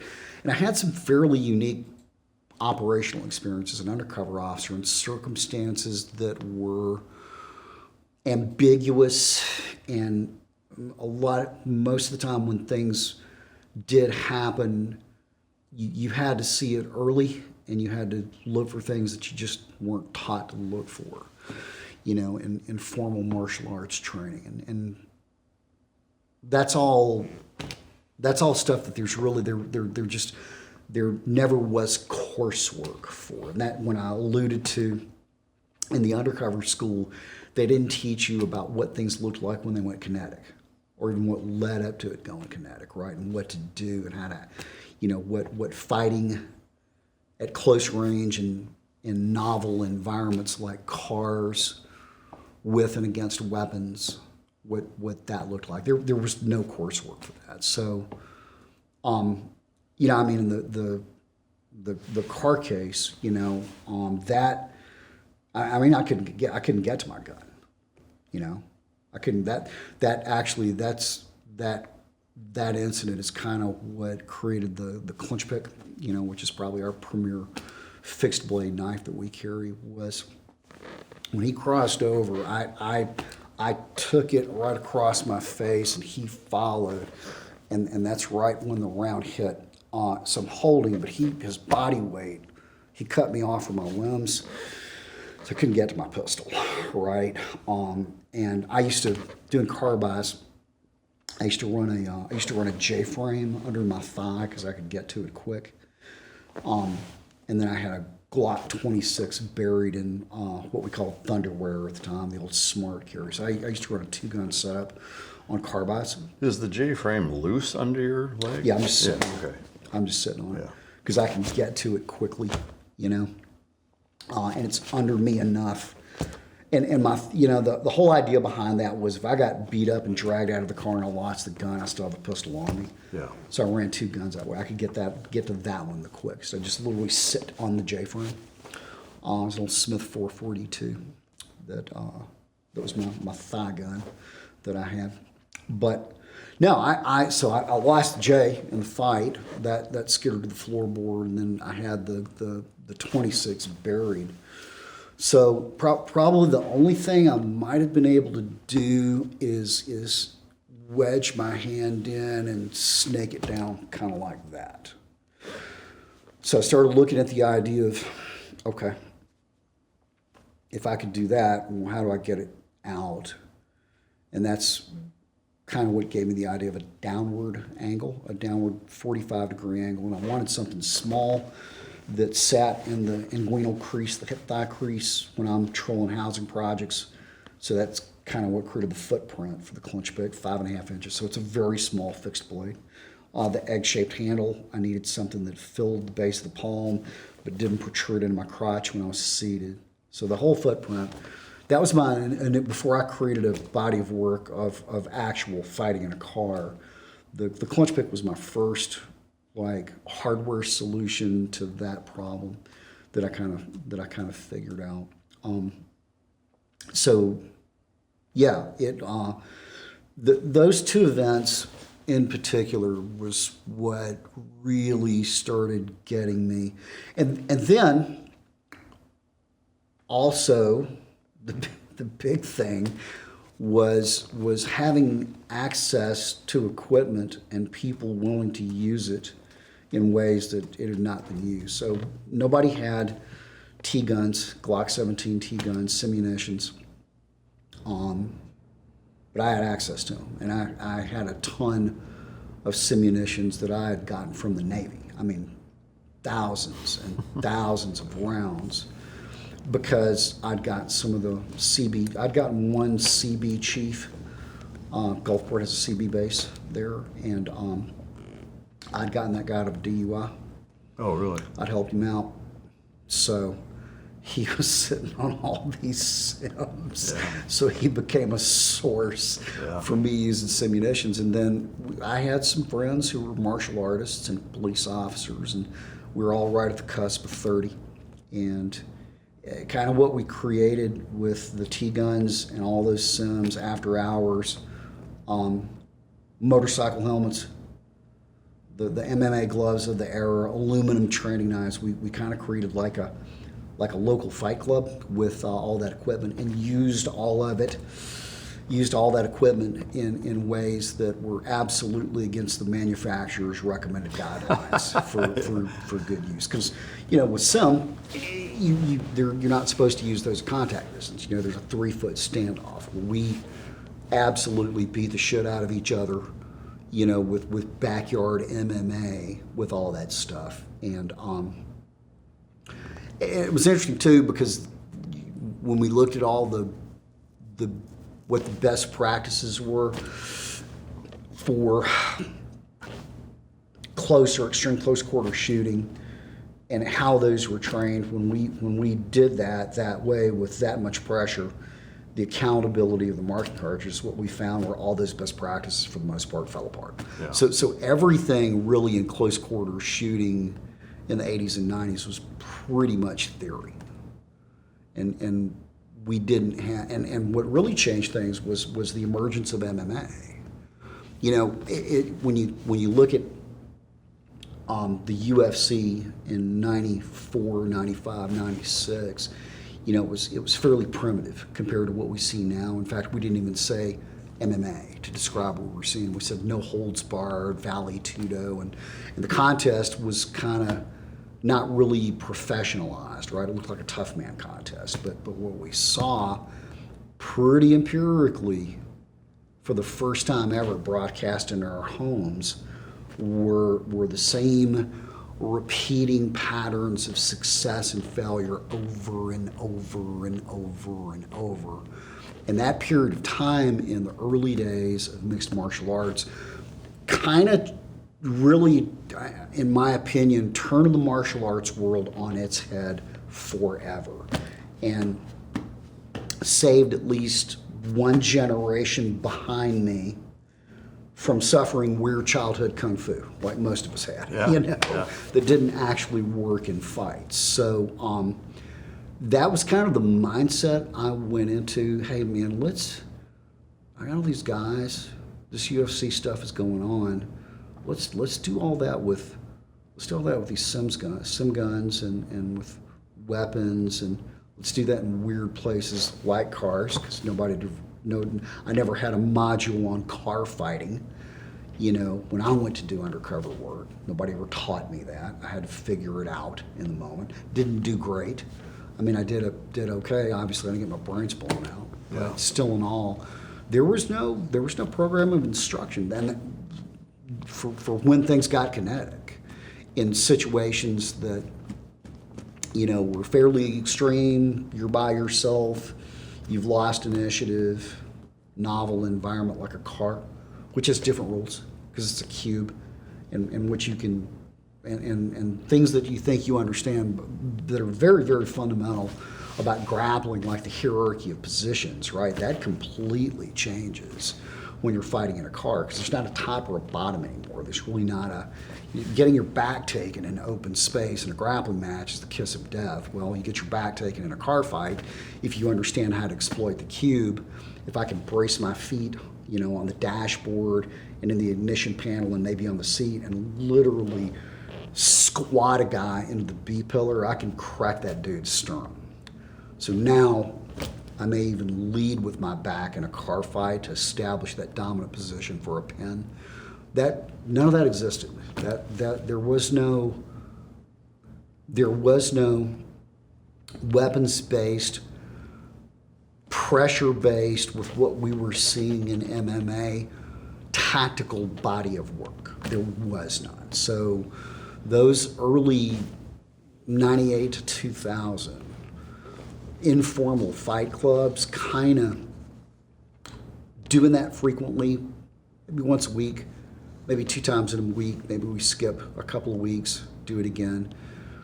After doing that enough, we started, I finally saw some patterns, some emerging patterns for what worked and what didn't, as far as what now, even today, doctrinally, what we think are the best practices for deploying pistols and knives inside of wingspans, standing or grounded. So very formative years. But yeah, that's kind of how it got. There was no intention to start a business, or teach other people. This was me trying to work out how to stay alive. How to stay alive, and why did that fail, and what seems to work. And again, now that we had the permissiveness of no holds barred fighting in popular culture, then that was okay. It's like, all right, I don't see any problem.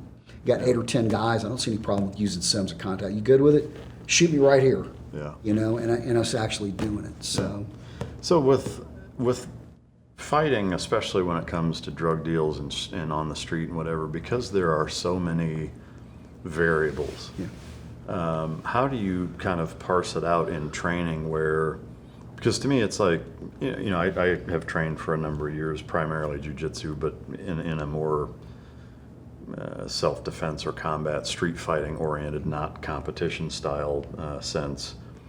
When people say, well, what do you do if this? Like, it always starts with, it depends. When trying to develop a training program that starts out ambiguously, with it's like there's a million different factors that are going to determine what your first move is. How do you kind of segregate your training and break it down where it's like, okay, here's inside of a car side by side, armed, not armed, back versus front. Like, are you, because you can only have so many categories, so to speak. So how did you approach it to be able to put it into a program that is simple enough and digestible enough and learnable enough for a guy who hasn't spent his years or his entire life training to be able to adopt it and actually use it? Lots of great questions there. First of all, I think understanding what criminal assaults look like. The first thing I think we have to do, regardless of a particular demographic. So when we're talking about teaching someone how to defend themselves, are we talking about an undercover guy who's buying drugs in cars? Or are we talking about the average person who does have the option and the capability to manage distance? We always hear people talking about, make space, manage distance, set boundaries, whatever else. You can't do that if you're buying drugs. I can't look at a guy and say, back the fuck up and make a dope deal. It's like, not without ruining it. No, not without ruining the dope deal, right? So outside of a particular operational concern like that, I think understanding, we describe criminal assaults as basically, we have a lecture I do that we call the criminal assault paradigm. We talk about the core themes of unequal initiative and unproportional armament. So unequal initiative, when we talk about how people train, typically, look, if you and I were to train something related to self-defense, let's say that was striking. What does that usually look like? Well, it looks like I get focus cements or tie pads, and I hold those up for you, okay? And you bang out that 1-2 combo, or if we want to make the training opposed, you glove up, I glove up, we put in mouthpieces, I look at you, Mike, you ready? We tap hands and we start swinging hands. So it's an equal initiative event where both of us know we're in play at the same time and we agree to start on the same cue. it's doubtful that criminal events are going to begin that way, right? The bad guy's not interested in a contest of skill. And this is irrespective of a UC guy buying drugs in a car versus 100%. you're at 7-Eleven getting gas and some 100%. tweaker comes up. It's the same. 100%. Yeah. You know, a more likely start point would be, you know, I'm in a particular place that would support a crime against a person, like a dingy parking garage. It's late at night. Maybe I get a text message, and when I'm focused on my phone, there's somebody lurking in the shadows that runs up and sticks a gun in my ribs, you know. So the way real world events happen is either I saw this coming, recognized this for what it was, and I made the first move. I seized initiative, okay? Or I didn't see it coming at all, like in the model I just gave you, the example I just gave you, I was blindsided. Or as often as not, I do see it coming, but I misread their intentions as benign versus hostile, and they make the first move on me. But the way real world events happen is somebody ambushes somebody else. Either a good guy ambushes a bad guy, or a bad guy ambushes a good guy. The initiative or the awareness of intention is never equal. So that's the first framing that's really important. So you could generally say, either you got blindsided, that can happen to somebody, or you saw it coming and misread it.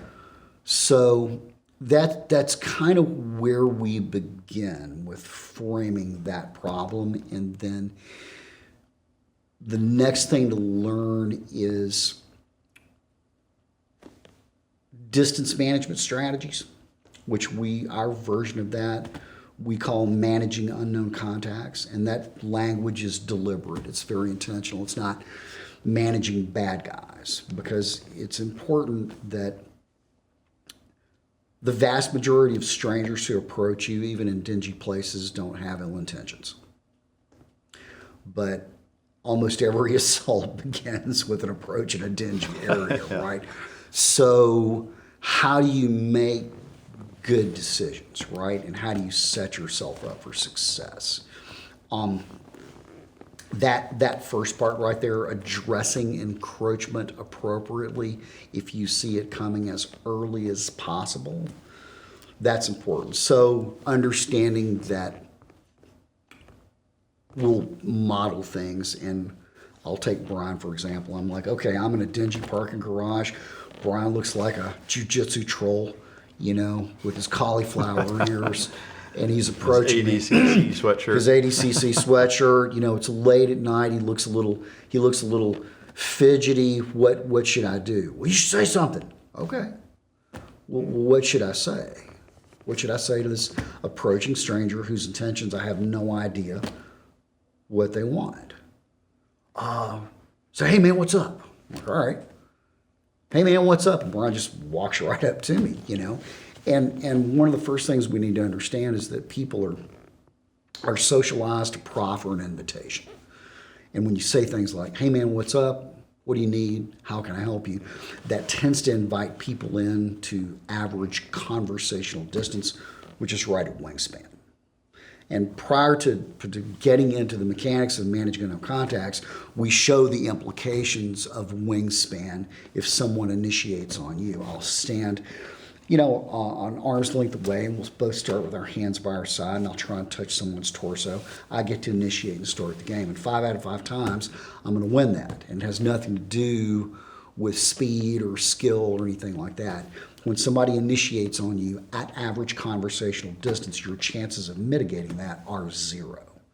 So getting people to not invite people in and understand what average conversational distance looks like is the first part of teaching people proxemic value. So in that scenario, is your guidance to the person saying, you should say what's up or say something? What is your advice? Is to manage that? What's the first? So the first thing we understand is the natural thing to do, or the learned thing to do, is to offer an invitation. And then the next question is, what are you trying to accomplish by speaking? Well, I'm trying to stop this guy from coming closer to me. Okay, so understanding first of all that we're not offering invitations or proffering invitations. What we're doing, actually setting boundaries. And that's trendy language, right? Boundaries are healthy. You should have boundaries. But it's interesting to me that most people have a difficult time establishing an actual boundary with an approaching stranger in a sketchy place and don't know what that looks like. So whatever I say, I'm understanding it's boundary setting. It should halt, ideally, that person's approach. And then the next thing to do is say, well, is there anything else we don't want to do in this moment with this person who's approaching me, whose intentions I have no idea what they are? Probably don't want to piss that guy off. You know, the last thing I want to do is say something over the top and inappropriate and potentially create a problem where there isn't one. So on the initial salvo, the opening gambit with language, it's got pretty well-defined left and right limits. I'm trying to halt this approaching person, not piss them off and create a problem. Is there a best example of what that is? Our recommendation is that you start off with a level, volumed request that's clear as to what you don't want them to do and is authentic to you. This works for me personally, is authentic to me. Hey man, can you just hold up for a second? It's an ask, it's a request, and quite often when you set posture correctly and you do that in a way that's not hostile, but not inviting, that's cordial, that's enough to get someone to hold up, you know? And that'll work a lot of times, right? What if it doesn't? What if this person continues to approach you after you've asked them not to? To me, that highlights their intent enormously, is if they ignore that and keep advancing, like that ups the red flag immediately. So the next question to ask ourselves as reasonable people would be, are there circumstances where a benign person would continue to approach me after legitimate, plausible circumstances, that a benign person would continue to approach me after I've asked them not to? I mean, to me, only in a situation where it's an emergency, if they're hurt or... That's a good one. You know. There's an emergency. He's lost a kid. He's lost a pet. He's just been rattled in a car wreck. Maybe you missed the earbuds under the hoodie. Maybe this person doesn't speak your language. Maybe he's shithoused, you know, drugs and alcohol. He's impaired. Maybe they're developmentally disabled. And if you ever dealt with anybody on the spectrum, a lot of that population will do things that look pre-assaultive but aren't. You know, odd spatial norms, weird eye contact, maybe stemming and ticking gestures that you could interpret wrongly as being pre-assaultive. It's not what's going on. I tell people all the time, you know, I'm a real big fan of people who choose to arm themselves in public space, being fairly socially literate, and maybe instead of shooting that match for the weekend, maybe what you do is go to an autism camp and see what that population looks like, so you don't do something that you're going to regret. You know, I like well-adjusted, socially literate people who are armed. Be able to read the room. Be able to read the room, right? Be able to read the room. So that's what we say. And you know, if you ask somebody not to come any closer and they continue to approach, you really can't call them good guy, bad guy. All you know factually is that didn't work. So what we tell people, provided you have distance and time, is we're going to toggle from a request to a command. We're going to go from asking them to telling them. Soft verbal boundary, hard verbal boundary. That's articulable. Mr. Douglas, why did you shoot the deceased Mr. Ritland, you know, on the evening of August 30th? Well, I was in this parking garage and I saw Mr. Ritland I saw all these tattoos, and he could look kind of angry, and he was walking straight towards me in this parking garage at 2 a.m., and I looked at him, and I asked him not to come any closer to me, and he kind of scratched his nose and looked to the left, hitched his pants up, lowered his gait, and he actually sped up. So I told him not to come any closer to me. Ask, tell. You're showing an effort at controlling and mitigating what's potentially emerging with focused, precise, scalable, gradated language. Ask, tell. So we've made an attempt at mitigating what's possibly emerging non-kinetically with actual proper verbal boundary setting. So, ask, tell. So first is, hey, can you hold up for a second? It's an ask. He keeps coming, then it's... And usually when we do that, we raise the volume. When we shift from ask to tell, we get the volume up, and we'll tell people, think about this. If you have a tactical background of any type, think about this kind of like you would a bang without the flash. It should be jarring and startling in volume. So if I say, hey man, can you hold up? Hey man, can you hold up? Back up! Yeah. Right? Something like that. It's jarring and startling, and the volume is enough. Can quite often arrest movement. Yeah. If it looks like that's going to incite him, I can always turn the volume back down and say, hey man, didn't mean to holler at you. You startled me. Got a little girl in the hospital. Stay over there and we can talk. Because at the end of the day, it's about not letting it get bad, right? So I will absolutely invoke something like that after I initially arrest his movement with a volume bump to keep it cool.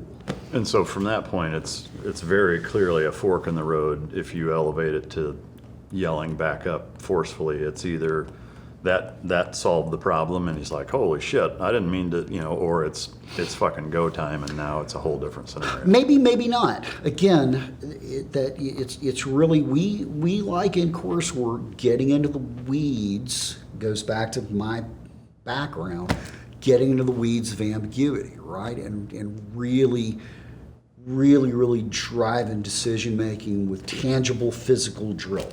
We do a lot of that where we have the patrons just feed each other, or we'll script them, and have them deal with ambiguous approaches, that kind of thing. CCW guys generally, compared to like other populations, average people who go about the world armed, they as a population generally are fitter and they shoot better than law enforcement.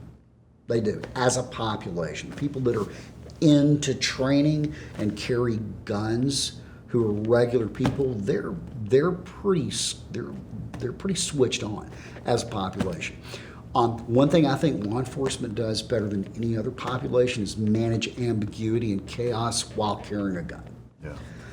And because that's one of the things they do. They deal with such a wide swath of the population, and so many people just don't have those reference points or life experiences. Yeah. So I think we really try and model, at least, social literacy, and we do very immersive, full spectrum, experiential training that a CCW guy may solve that problem with a well-placed word or a well-placed shot. Yeah. And both, in a given moment where it's appropriate, are equally potent. Right. So with that, so there's kind of two camps here, I would say. There's the law enforcement aspect, which, while there's a ton of parallels, is very specific and different to the average population. That if for the listener, there's a lot of law enforcement that listen, but in kind of trying to provide a takeaway for the listener / viewer, I would love to hear kind of those same types of recommendations for the most popular 3 or 4 scenarios where attacks statistically take place. the one that you just mentioned. So again, just to reiterate, I would love to talk about inside of a car too, because that's not just law enforcement undercover guys buying drugs. That can happen. It's an Uber driver. Yeah, in a lot of different scenarios. Yeah. But thinking of it with the backdrop of more of the civilian CCW, average everyday citizen, can you go through a couple other examples of mitigating both space and attacks that you guys train that's digestible enough for a listener? Yeah, the verbal. So managing unknown contacts. There are three components of that. That we define managing unknown contacts, or if you want to make it an acronym, you can speak MUC. We define that as a strategy template for enhancing awareness, managing distance, and establishing formal verbal boundaries that may lead to physical boundaries. That's what it is. And there's the basic strategy template, and then within then certainly you can spin off into like very, very specific verbal strategies. Here's a verbal strategy we use all the time that might help you make a better decision as to someone's intentions. Would be what we call qualified cooperation, and that's basically for a very, very specific solicitation. A guy walks up and says, "Hey man, can I talk to you for a second?" And he's moving forward, and you say, "Sure man, stay over there and we can talk." So I've agreed to his request, which is to talk to me, but it's conditional or qualified. So if that's all that guy wants to do, maybe that's enough. And maybe now if he continues to approach after I've asked him not to, I could say, "Dude, I told you I'd talk to you, but you got to stop walking up on me, okay?" For whatever reason, I've got COVID, I've got PTSD. You could come up with an excuse. Maybe you won't. Just say, "Hey man, I'll talk to you. Just stay over there." Okay. And so for those scenarios, for the hands-on training stuff, obviously, it's not like we can do a bunch of demos. I mean, if we can do anything, that'd be cool. But But for your training courses, it's once they go past that, is there a way to kind of generalize or 30,000 foot view your approach? Is it you work on wrestling to avoid being taken down, or you work on weapons draws, or it's some of everything? We do. So we look at verbal, provided a person doesn't actively try and access a weapon, we look at verbal boundary setting until wingspan, and if they breach wingspan, we shift to a physical boundary. And what we usually teach people to start, and that could be any kind of physical boundary, but that's the limit. They breach wingspan, they get to the point where they're close enough to touch me and I'm close enough to touch them.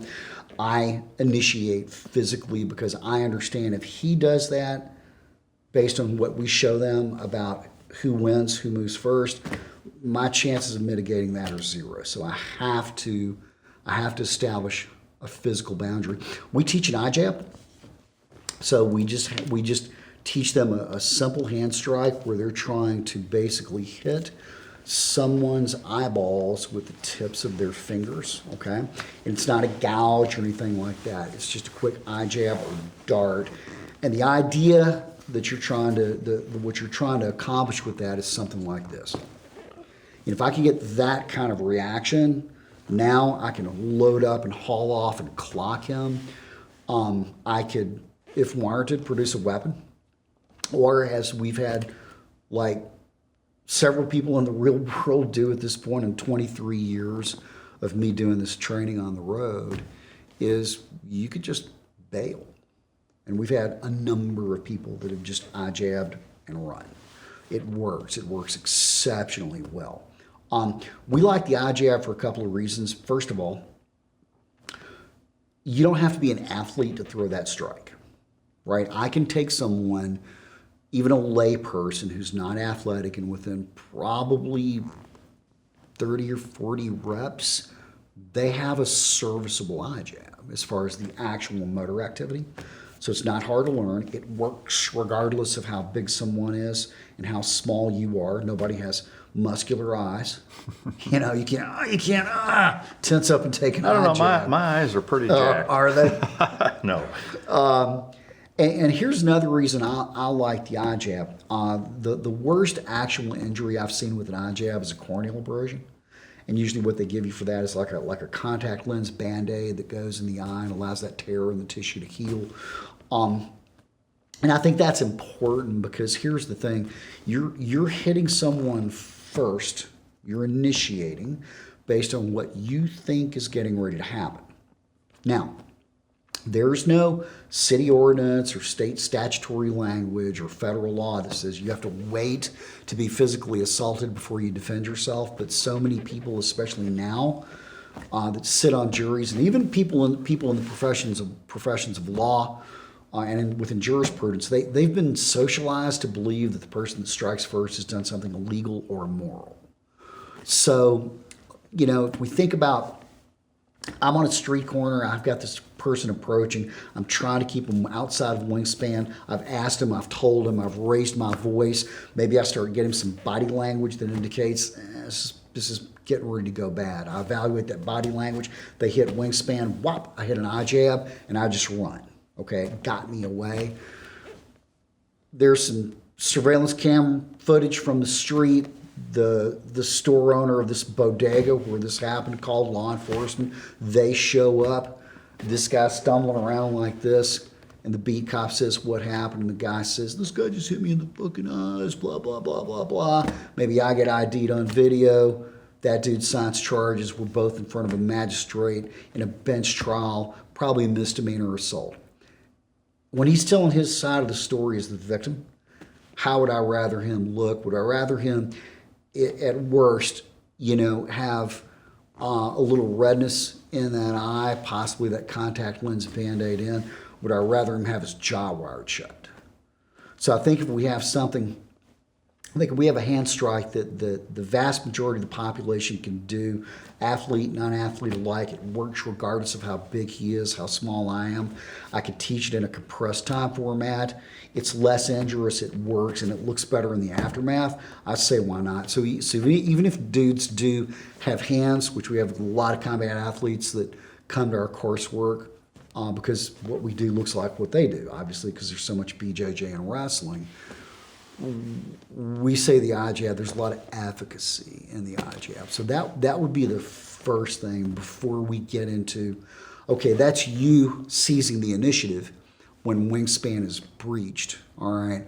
What happens if he seizes the initiative and unexpectedly launches on you? So we have a procedure we call a default position that keeps you, it's a single non-diagnostic motor skill that keeps you conscious and mobile long enough to get in or get out.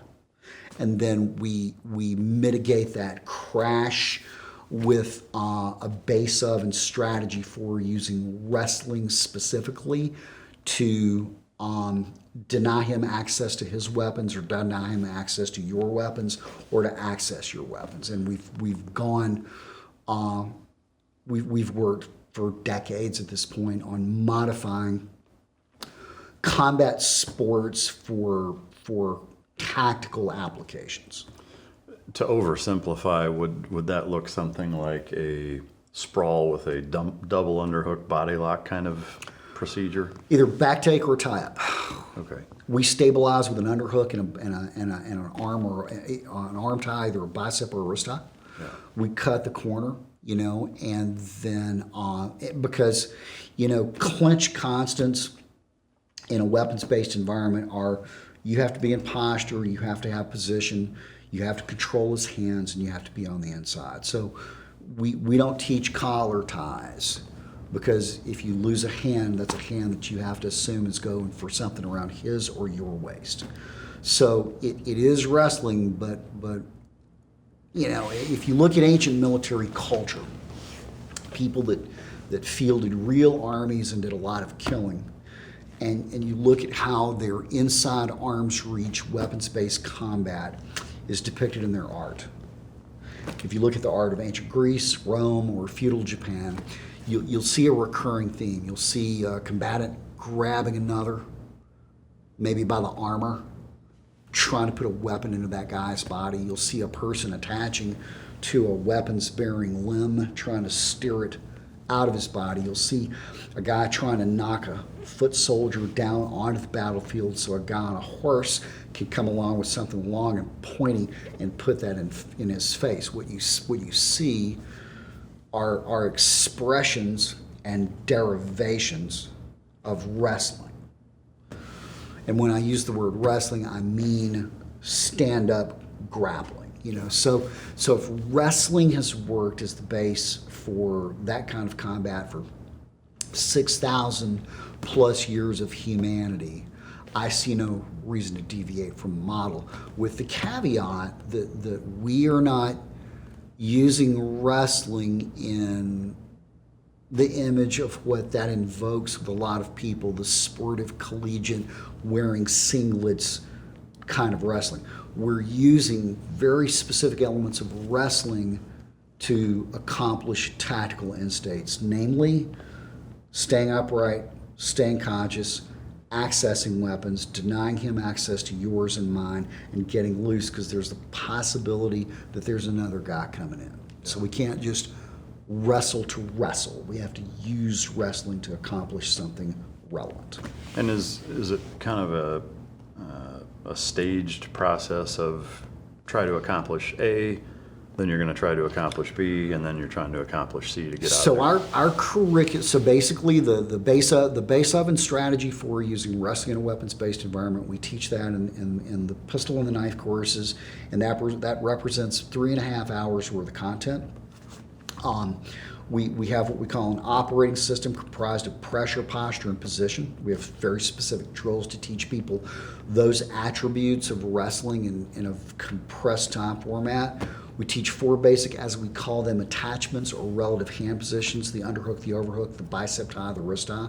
Our optimal combination of using them to make the clinch safe or stabilize it is to play an underhook arm tie game, because we feel it gives you the most and best options for resolving the clinch in tactical environments.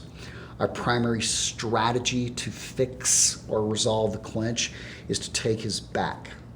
We teach 2 ways to do that: duck under arm drag, and if you can't get his back, our secondary strategy to resolve the clinch is to go for a tie-up. A tie-up is our definition of using one limb to lock up 2 while you have a free hand, either to lay some hate or access weapons if appropriate.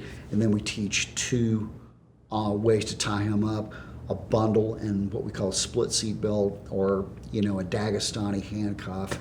And that's our secondary strategy. So by design, the curriculum is 3 things. It is reductionist, it is congruent, and it's organized in a binary outcome. Reductionist, I'm sure you've heard a lot of well-intentioned stuff, like you go to some kind of training, regardless of what the training is, and the information is overwhelming. I think that's the biggest problem with most programs. And you say something like, "Hey man, that was awesome. Another tool in the toolbox." And I've certainly said that before I really thought that through, but if you think about it, at some point you have to stop collecting tools and actually build something. So I don't care about giving you more tools, okay? What I care about is you having fewer things that you can do more with. And when we're looking at curriculum, we're always looking to take away, not add. If we run into a problem that is new, can we look within our curriculum to fix it? Here's a real good example. We were doing instructor development with the young SEAL kids at Imperial Beach, and they were looking at a particular tactical problem and wanted to add something out of the curriculum to fix it. And I said, well, this modification to this portion of the curriculum would actually do that. And they're like, oh, and the lesson there is, if you run into a problem, can you fix it with what's inside the curriculum? And if you can't, can you modify something in the curriculum so there's less to do? Congruent. One of the reasons that the split seat belt or the Dagestani handcuff is in the system is because of its congruency or utility across applications. I can use that one position as a 2-on-1 point of stability for a clinch range knife brawl. I can use that position as a way to set up an unencumbered, unfettered, entangled presentation of a handgun and shoot a guy successfully that I'm locked into a clinch with, or as we call it, in-fight weapons access. I can use that position as a takedown to gently ease someone to the ground. I can use that position to bounce him off the ground and hit him with the earth, or I can use that position to hold him and say, hey man, chill, you decide what's next. The congruency or utility of that one position across so many applications is why it's in our system. And then finally, a binary outstate. We have plan A and plan B, two ways to execute. Primary and secondary strategy, two ways to execute that strategy. So reductionism, congruency, and a binary end state, that drives all of our pedagogy, all of our curriculum development, how we evaluate curriculum. And that's kind of how everything is set up. So we're always looking at less content, more repetition, better context, constantly. I got to tell you, it's super refreshing to hear you say that, and I love everything that you just went through for all the same reasons why you do what you do and how you do it, because there is, all these different, whether it's seminars, self-defense seminars, or tactics, combative seminars, whatever, where, to your exact point, there's so much information, it's just overwhelming, and you end up not being able to use any of it, and I also love that something as simple as, say, the Dagestani cuff. MMA fighting at its highest level is the closest thing I think we have to a real-world validation of techniques, and holy shit, like, especially when it's the one leg hook in, hip control, Dagestani cuff, you see that being successful over and over and over and over against guys who know it's coming, and they still can't stop them from doing it, and it's one of my favorite positions also for that reason. One, it's effective, it's not super complicated, but the fact that, like, you guys have something that, if you want to call it cutting edge, obviously it's not cutting edge in terms of how long it's been around, but it's something that you're currently seeing being very effectively utilized in the highest level of MMA fighting is Absolutely. awesome. It's really cool to see, like, no bullshit, hands-on stuff that's effective and current, in your guys' program. I love it. So talking about the kind of the standing scenario, to me, it just thinking of, okay, what's the next most common scenario that I would worry about, I guess, as a civilian walking around, is the carjacking. Not necessarily with a weapon, but you're in your car, somebody comes to the window. Is that something you guys practice? Oh yeah. We and coming to the window, and also usually the place where people get hit is getting into or coming out of the car. That's where we see a lot of assaults and a lot of carjackings happen, is that moment that you're going in or that moment that you're coming out. It's where a lot of abductions happen. Right there with women is right there in that moment. So we have a vehicle class, vehicle combatives and shooting tactics that focuses, VCAST, that focuses on close proximity fighting around and even possibly inside of a car. We have, again, a hierarchy of Plan A. We teach motor activity to fight your way into open space. Plan B, if that fails and you're going to go down or get shoved into the car fight, we create a blocking position we call a spider web, which basically is kind of like De La Riva guard, blocking and anchoring into the driver's compartment and using your feet to kick out and stabilizing yourself and trying to put yourself in a position where you can boot a guy out and get back into open space or close the door and lock yourself in the car. And then finally, worst case scenario, this dude, went into the car with you, you're fighting possibly over a weapon. or just he's beating on you and it's gone into the car fight, then yeah, absolutely teach strategies for doing that. We're the first, I think, to offer like an actual strategy and tactics template for car fighting. I first premiered that in 06. So we've been doing it a long time, and I know a lot of guys are doing like BJJ competitions in cars, and it's popular and everything. Our car fighting doesn't look like that. Yeah, imagine. Yeah. It doesn't. What they're not doing, they're not exploiting the car in the same way we do. Yeah. Our modality, what they do basically just looks like Brazilian Jiu-Jitsu in a car. Our modality of fighting looks like something between Jiu-Jitsu and rock climbing, with the way we anchor into the vehicle and have pinning as a primary strategy. Yeah. You use what's available to your advantage. Yeah, absolutely. I mean, and like I said, when I can anchor my foot into the ignition, my other foot into the seat, I can put my hand on the dashboard, I can put my hand on the headliner, and I can basically I create connection with the vehicle, and then I use that against a small part of my body to drive, back into someone. I mean, we in the early days, we had compression fractures of ribs from that specific tactic, cracking a guy into the B-pillar, basically back squatting him into the B-pillar. We had a couple of guys with broken ribs, so wow. It's potent, and it's interesting too, because it's really fascinating for me in that you take someone with a high level skill developed in an exclusive training environment, and you alter that environment. Quite often, that environment may be so novel that the orthodox skill set is no longer applicable. Yeah. Because we have good BJJ black belts that see video of our car fighting. It's like, it's not going to work. Because he's purposefully given up his back. Because even though they're watching it on video, they can't feel it and they can't understand it. And we'll put him in the car and it's like, look, dude, I'm gonna set my feet. Go ahead and lock on the Mata Leon. You're gonna squeeze and I'm gonna push and we're gonna see who taps first. Yeah. And it's overwhelming. They can't see how much power I can generate when I can connect myself to what is essentially a cube. Yeah. That's what a car is. Yeah. And I can amplify my power off all of these novel surfaces and planes and points of base and friction. Yeah.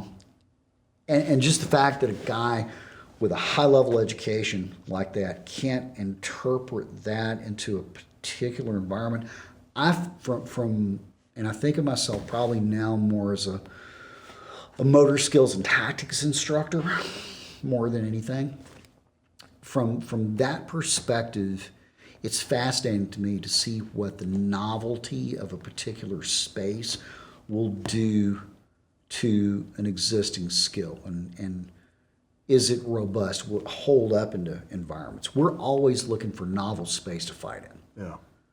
Any kind of nook, any kind of corner, any kind of weird spot.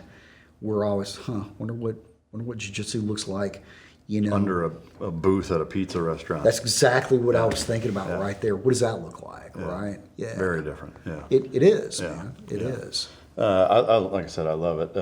Obviously, we don't have time to walk through all of those, but to me, the one that stands out as being the most applicable takeaway-wise is you're in traffic, scrolling Facebook, somebody's at your window attacking you or fucking with you or whatever. What does your procedure look like for that? If we could drive out of that, absolutely drive out of it. That's the preferred course of action, and that goes back to spacing between you and other vehicles. Sometimes you can't, Are they trying to get you, are your windows up? Are they down? Are your doors locked? Are they open?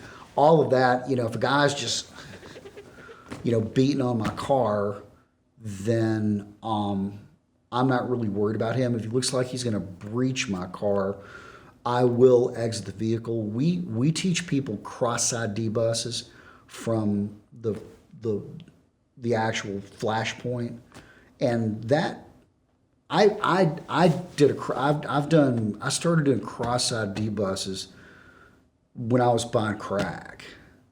You know, in a lot of these environments, you'd get swarmed by guys, and if it just felt wrong, I've got 7 or 8 young dudes running over to the car.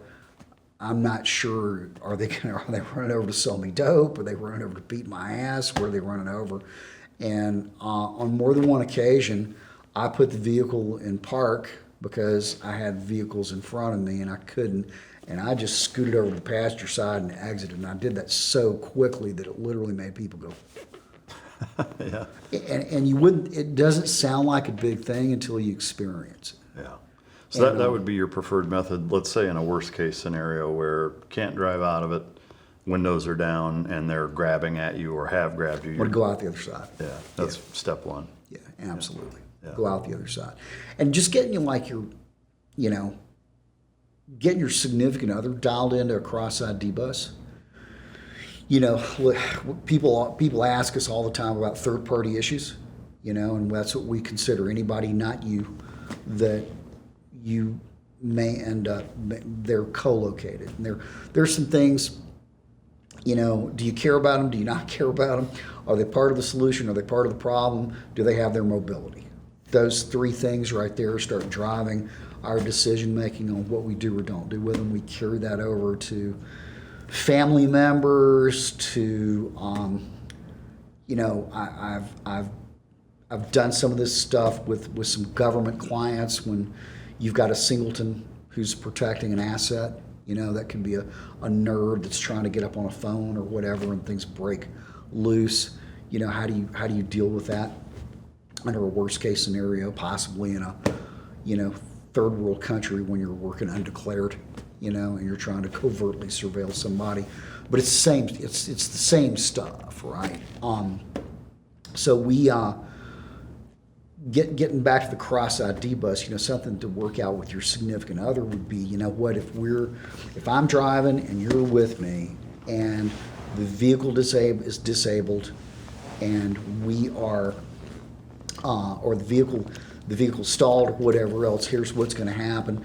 You're going to continue to try to get the vehicle moving. I'm going to D-bus, press forward. You're going to hop over the seat and keep trying to get the car going.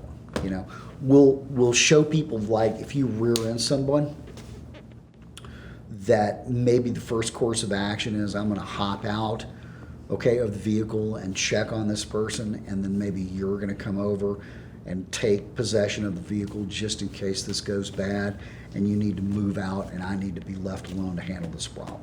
Little stuff like that. I'm not saying you should always do that, in a fender bender, but it's something to play out. But the hopping from one side to another within a vehicle, man, that's potent and that works. It's a simple thing that people don't see coming that has a lot of effect on somebody's ability to make distance, put a barrier between them and another problem, or possibly give your significant other the vehicle while you deal with the problem on foot. Yeah.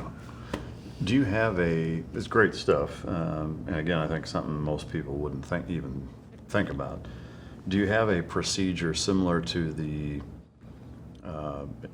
scenario that we went through earlier in the parking garage, where in that worst case scenario, windows down, can't unass from the side, can't move forward, and you have to deal physically with somebody at your window? Do you have a walkthrough in that same way? Yeah, if they come, so if trying to get through a window, the first thing you want to do is change your orientation. So basically what you're going to do is, you know, if they're coming through my passenger side window, essentially what we teach them is a seated version of a hip escape. Yeah. So the far side leg, all I'm going to do is I'll use the vehicle, like if this were the center console and this were the armrest, this is my window. I will push off with the far side foot and I will face that window.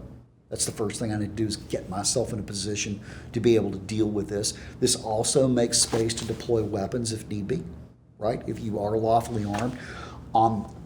And for him to, the first thing I've done is I've created space as far as dealing with a grab or dealing with a punch. And trying to punch through a window is that's like trying to punch through a pipe.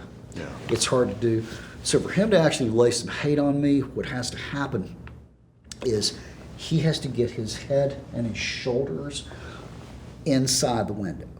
So that's what I'm looking for.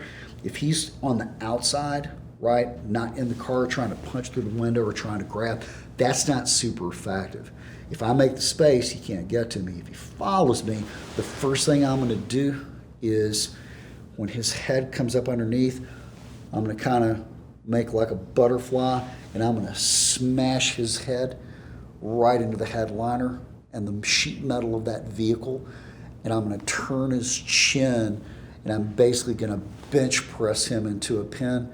I can stiff arm and I can lay some hate on him this way, but that, in fact, we just did that yesterday with my glove client, and when they breach and get their head up underneath and inside the window, whack, and you stiff arm hit them and turn their chin, it's you're a Pez dispenser, you've got somebody bench pressing themselves on your skull into sheet metal. That makes people get out real quick. Yeah, or pass out real quick. Out real quick, because you'll catch his neck, you'll catch his jaw, you'll catch his face. Yeah. But it's really hard. And even a small person can do that. They just lock their arms out and they post off his head. Would there be a plan B for, say, the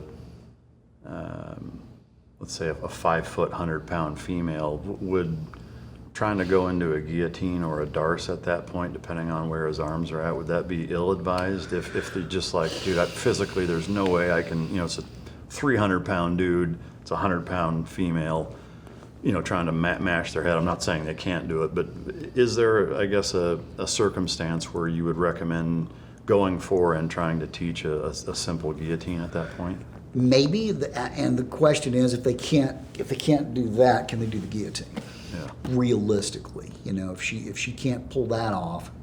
I guess I'm just thinking, like, for most, like, if they train at all, and that would be a huge distinguishing factor. Right.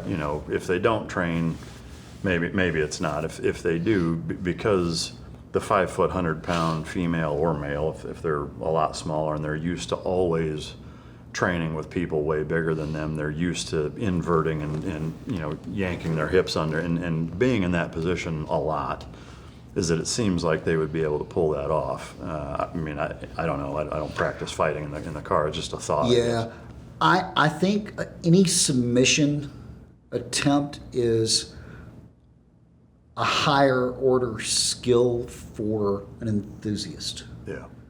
A layperson. So I've got an hour. Yeah.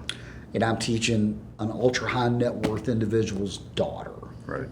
Okay. And he's concerned about her because she had a friend who got assaulted getting in and out of her car, and he wants me to teach her, that problem right Sure. there. Yeah. I'm going to teach her that hit. And then if that doesn't work, I'm going to have her scuttle back, and I'm going to have her use her legs and continue to just stomp him in the head from that position and try and scuttle out on the other side. So in most cases, what you're trying to accomplish from the sounds of it is the most gross motor skill that's the easiest under pressure to remember how to use and actually apply it. It would be using jiu-jitsu and wrestling to unentangle versus entangle. Okay. Would the eye gouge be something that you'd throw in there too? Might be, yeah. You could absolutely hit them. You could absolutely hit them with an eye jab. That would absolutely work. And again, we're talking about people that don't know how to punch. Yeah. They don't know how. Just getting them in there and bicycling. That's pretty good. Just getting them to turn, right? Just getting to this right here as quickly as possible. That takes a little bit, So I got an hour.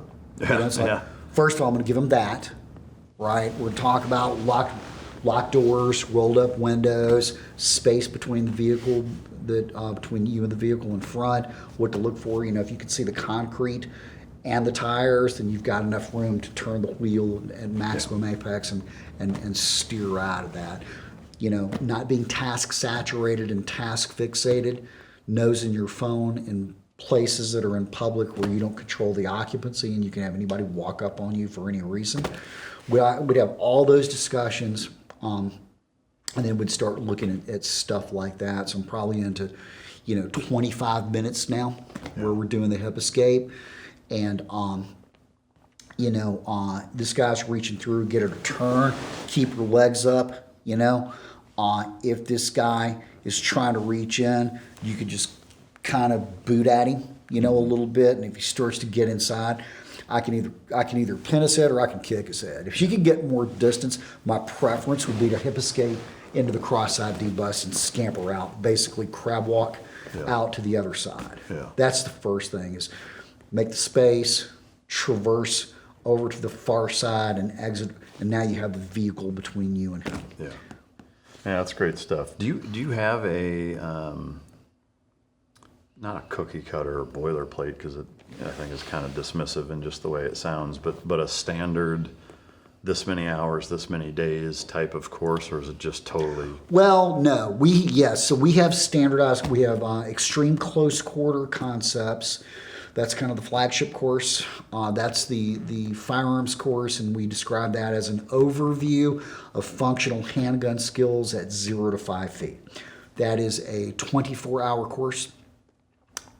It starts on a Friday evening. That's an open enrollment course. It starts on a Friday evening from 6 to 10, and then Saturday and Sunday are from 8 to 7. Yeah. So it's 2 10-hour training days with 1 hour to lunch, and then we have 4 hours on Friday night, and then our knife course, Edged Weapons Overview, and they're both the same course. One's with a knife and one's with a gun. We still teach always manage gun no contacts. We still teach the base of and strategy for using wrestling in a weapons-based environment, the same grounded strategy.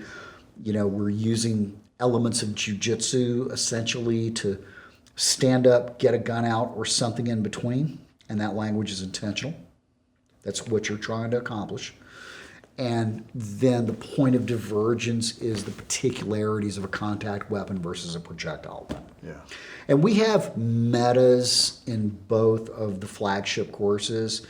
The meta of ECQC, Extreme Close Quarter Concepts, the gun course, is trying to get people that carry guns outside of thinking that every problem is a gun problem. Yeah. We have an archetype of what we think of as an interdisciplinary tactician, and this would be the person that has the shooting skills of a USPSA grandmaster, the hand-to-hand skills of a guy that fights in the UFC, and then the social literacy and verbal agility of a stand-up comic that still works shitty dialogue. Who the fuck is this guy? Right, exactly. That's who we want to create, and we want to explore the entire range of problem solving, from a well-placed word to a well-placed shot. Yeah. And show people that, look, your problem-solving modalities are all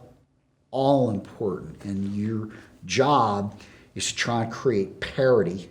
So if you're a great shooter and you're very physical, but you work in a cube farm because you're in tech and you don't socialize a lot and you're borderline on the spectrum, you might make a bad decision, based on your lack of social literacy and your lack of verbal agility. Or you're very verbally agile and you're very, very socially literate, but you can't deadlift your body weight, and you roll down a flight of stairs like an igloo ice chest. You have no coordination. Maybe we need to work on your physical and your technical training. But that's one of the things that course shows. So that's the first thing with that course. Then an Edged Weapons Overview, one of the things we're trying to show is what using something that's probably a small knife, probably the poorest physiological incapacitator you could possibly choose to arm yourself with. We're trying to demystify what that looks like. Do you have a completely unarmed course? We do. We don't do it that often. We do it, by request. We do that, and so we have ECQC, Edged Weapons Overview, Vehicle Combatives and Shooting Tactics. Then we have a course called Armed Movement Instructors, which is my take on what navigating Space, armed, looks like with you as an average person not looking for trouble. So it's not singleton CQB. That's not what it is. It's armed movement in a structure. Yeah.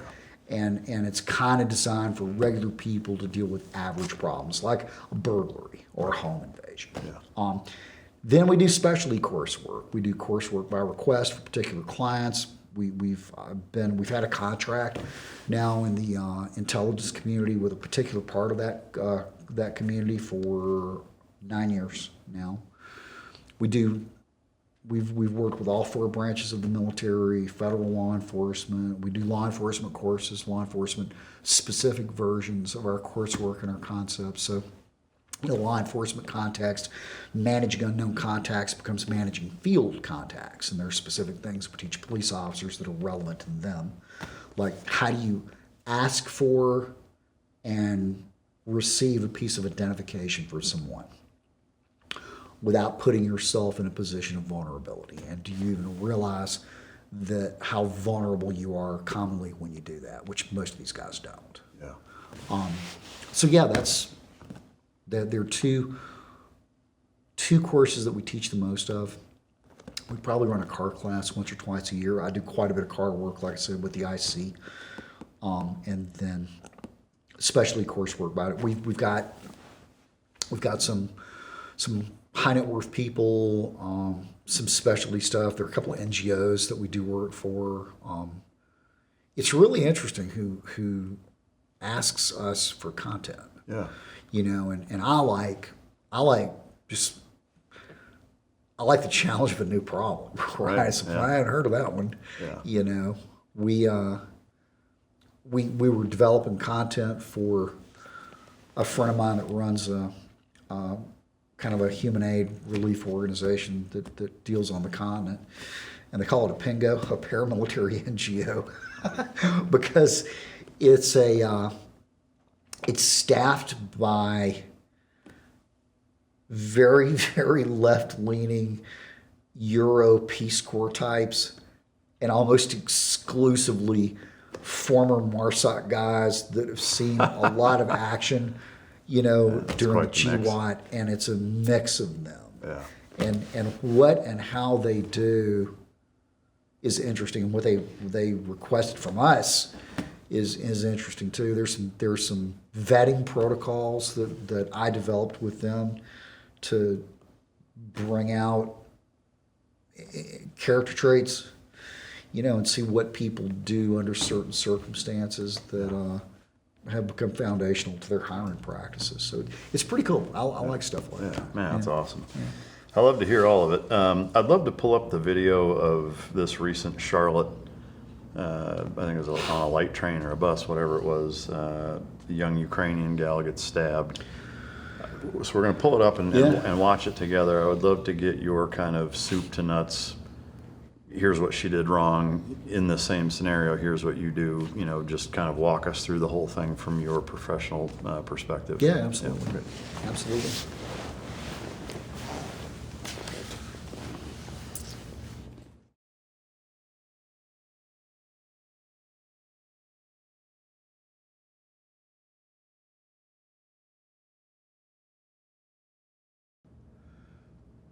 So it's interesting. Let's pause it right there. What's interesting is how there are two things going on here with her initially when she enters the car. What we call task fixation, which is paying attention to something to the exclusion of the environment. And I think the phone is the most conspicuous thing. People use the word awareness quite often without really understanding how to make awareness actionable. And I'll ask people all the time, we understand awareness is important, so you tell me how you make yourself aware or more aware when you know you should be. And it's rare that I get an actionable answer. And if you think about the word itself, it's not a verb. How do you aware? Yeah. So defining, we relate awareness as your field of vision. And if you think about your vision throughout the course of your workday, it's in a constant state of flux. Your awareness is constantly narrowing and expanding. The goal here is to have an expanded or broad field of awareness versus a narrow or constricted field of awareness. So what is it that creates that? Task fixation, and that's focusing on something to the exclusion of everything else in the environment. And more often than not, we do this to ourselves with phones. Yeah. So that's the first thing, is she is task fixated as she enters public transport, a place that's known. There's no running away. There's no making distance. There's no, getting to a safe place on a moving train. So just understanding what you're going into, what kind of environment you're going to, the implications of that, what your options are. I think that's notably absent from this young lady, our victim. Well, and to expand on that, I mean, obviously, it's easy to look here after what happened and say, you shouldn't have sat right in front of him. However, what level of thought process do you recommend people put into when they walk in here, scanning who's who? Yeah, let's review that. Here's a good question. Does it even look like she saw him? Let's go back a little bit initially, and let's go real. I'm not sure she even saw him. She was looking at her phone. She may have seen red. Or maybe realized somebody was there. Or there's a person there, but she's not assessing the other people.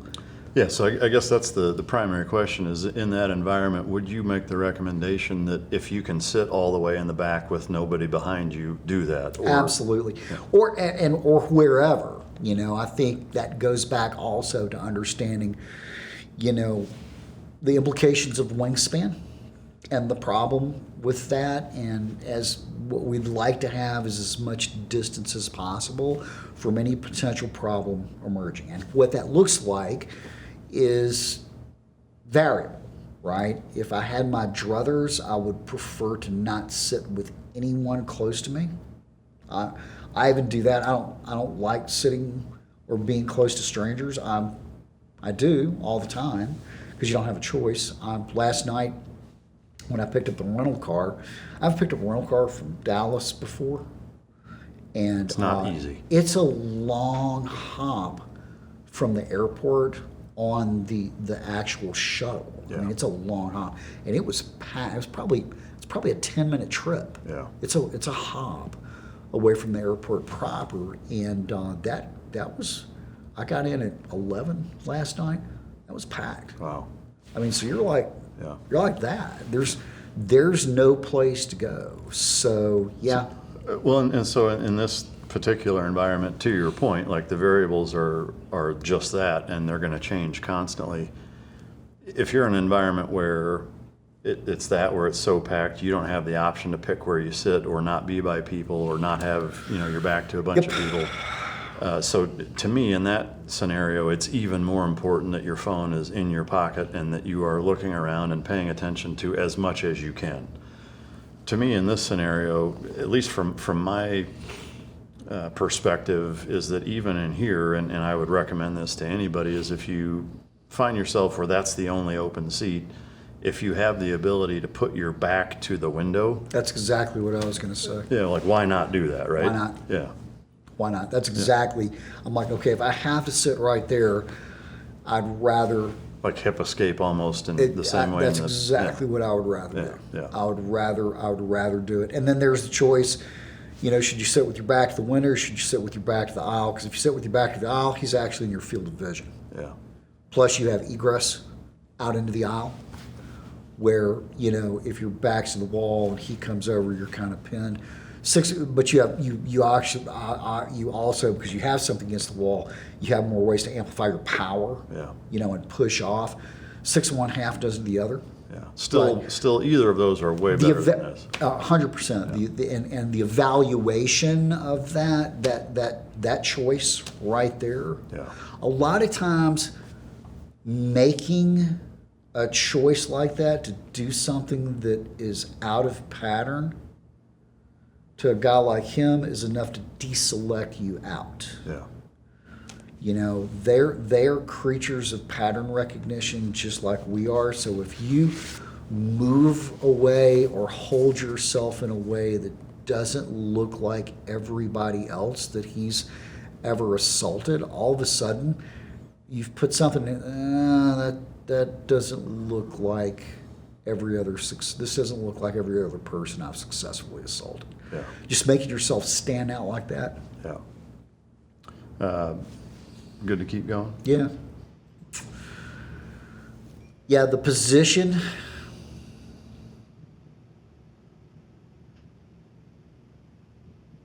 I just can't imagine what's going through that guy's mind. I mean, he's so nonchalant, pulls the knife out. She still doesn't see it. Yeah, and He's got blood dripping off of him. yeah. I'm also baffled at the lack of action of everybody else on that car. Well, I shouldn't be, but I am. Yeah, I mean, I think a guy tried to intervene publicly on a train here not too long ago. I mean, I'd still take it. I think this is important right here. When we talk about whether this guy is crazy or not, or mentally unwell, he was apparently mentally well enough to switch a shirt. Yeah. He's Coherent and heads up enough. Yeah, I need to take this red shirt off.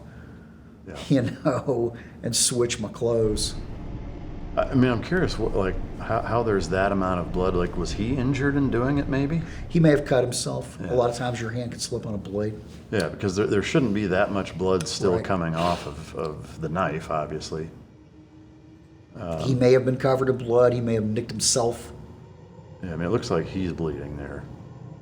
Yeah, actually, it does. Yeah, that he may have stabbed his own hand.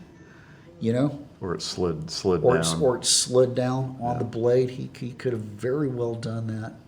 It does look like. It looks like his hand is leaking right there, doesn't it? It looks like he injured himself. I haven't actually watched it on a screen this large. I've literally just looked at it on my phone. Yeah, he looks like he's leaking right there. Yeah. He does. I guess anything else to add? I mean, obviously, once she's in that position to be attacked, That's nothing. a Kobayashi Maru, man. There's no, it's like how do you defeat the locked in rear naked choke? You tap.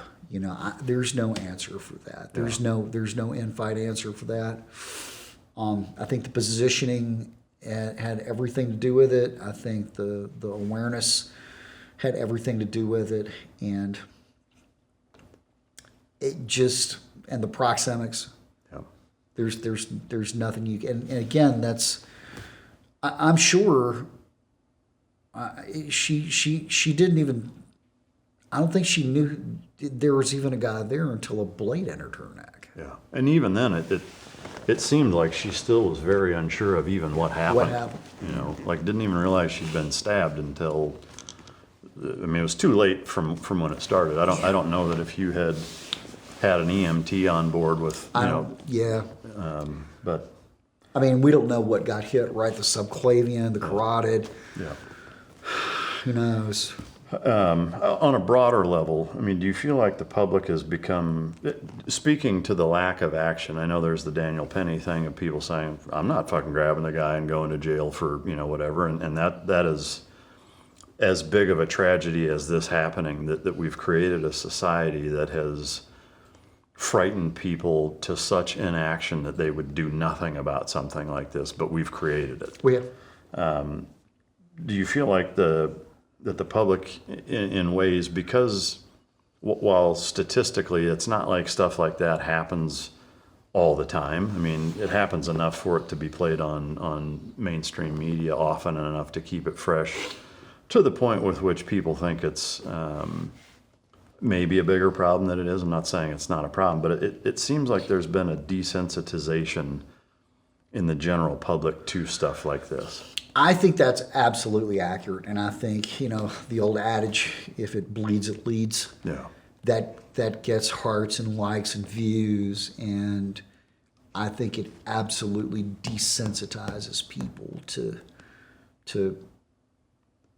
violence. Yeah. There's no doubt. Yeah. Do you think that bystander interventions make things worse or actually help during a knife attack in a confined space like this? I think it can absolutely potentially help, even if the bystander gets injured.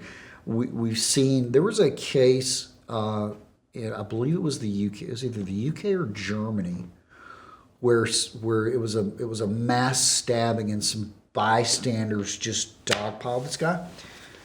Stopped it. The guy named dogpiled and kind of starfished, and they obviously didn't know what they were doing, and maybe one of them got hurt, but it stopped it. So yeah, I think that's pretty.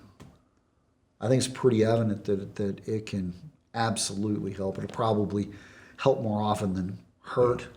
It's at worth least it. At least it causes a pause Yeah. to the victim. There may be another victim. Yeah. There might be another victim with an untrained, well-intentioned person. Right. But yeah.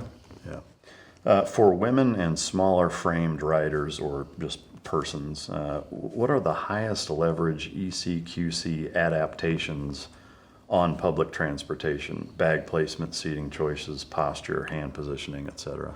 And I think all of those things, right? Keeping your nose out of your phone, keeping your hands up, using Jeff Thompson's word offense to describe active hands. And the way we like to teach people to fence, to use his word. And when we use the word fence, what we're using, if you think about what that word means, it's a literal barrier between public and private space. So in effect, that's what we're going to do with our hands. Our hands are going to be a literal barrier between public and private space. Now, where should you set your hands? We teach people to keep them fairly high and fairly close, like mine are now. Now, this could be interpreted a couple of different ways. This could be, if I'm managing an unknown contact, me turning my palms outward to reinforce the verbal message that I'm giving, hey man, don't come any closer to me. This could be as a police officer, I steeple my fingers together and I listen to your story in an effort to appear thoughtful and pensive. Maybe I clasp my hands together when I'm trying to message, hey man, let's just work this out, you and I. Maybe I'm animated when I speak and I talk in Italian, right? It doesn't matter, but we always want to teach people to have an active fence, okay? Mainly because what it does is it gets your limbs up to protect your head and your neck, okay? And it shortens the amount of time if you are aware and you do potentially see something coming. The difference between here and here could mean the difference between that blade entering your neck or getting partially deflected and sinking into your arm. Yeah. So taking a high compressed, and the other thing about a fence is the more you do it, the better you get at it. Initially, when people try and learn a fence concept, it feels hokey and contrived because it's new. And what we tell people all the time as far as like, hey, having a good fence, active high hands that support covering all these vitals, okay, or possibly throwing a preemptive strike.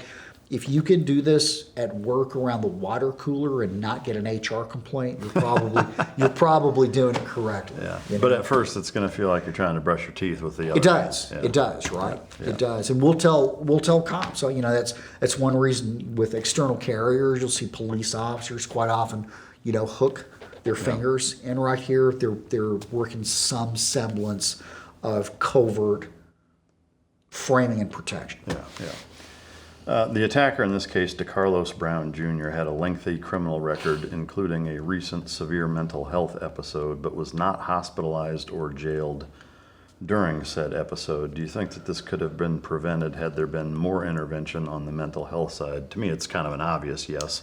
But do you think that that's the bigger problem here?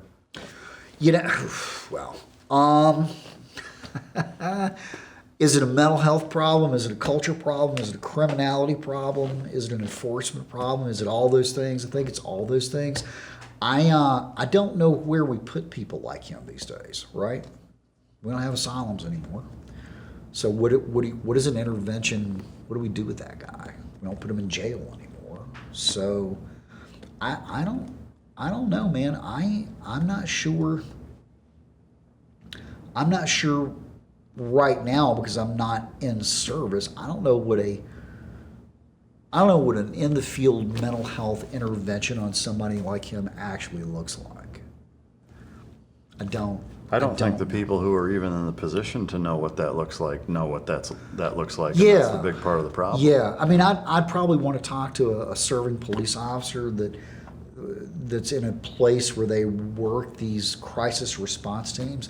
That's outside of my wheelhouse. Working in tandem with that, I don't know what that looks like, Mike. But I'd be interested to see.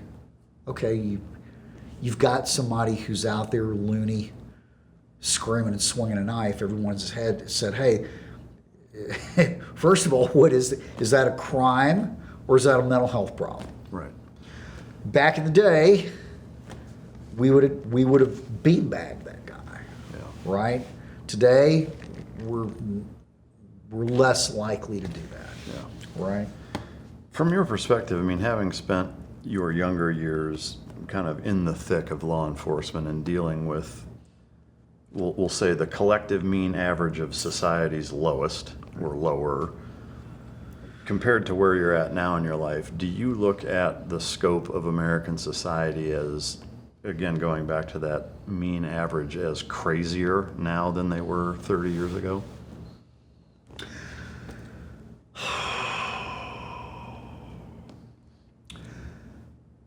I think there's certainly more permission to be crazy.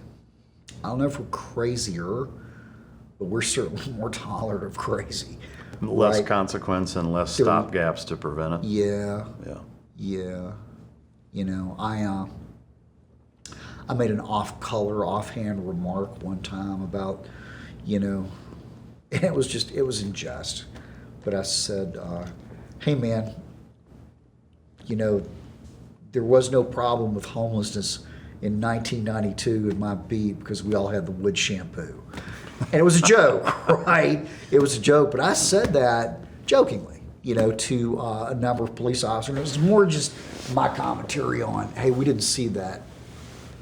We didn't have 10 encampments out in public when I was a young cop, and there were they got kind of upset. Actually, it was in Oregon where I did this, and there were some guys in there that got upset. You actually hit homeless people with baton. Why would you? And I'm like, no. These are cops that are having a problem? Yeah. Wow. Yeah. No, I didn't actually do that. It was a joke.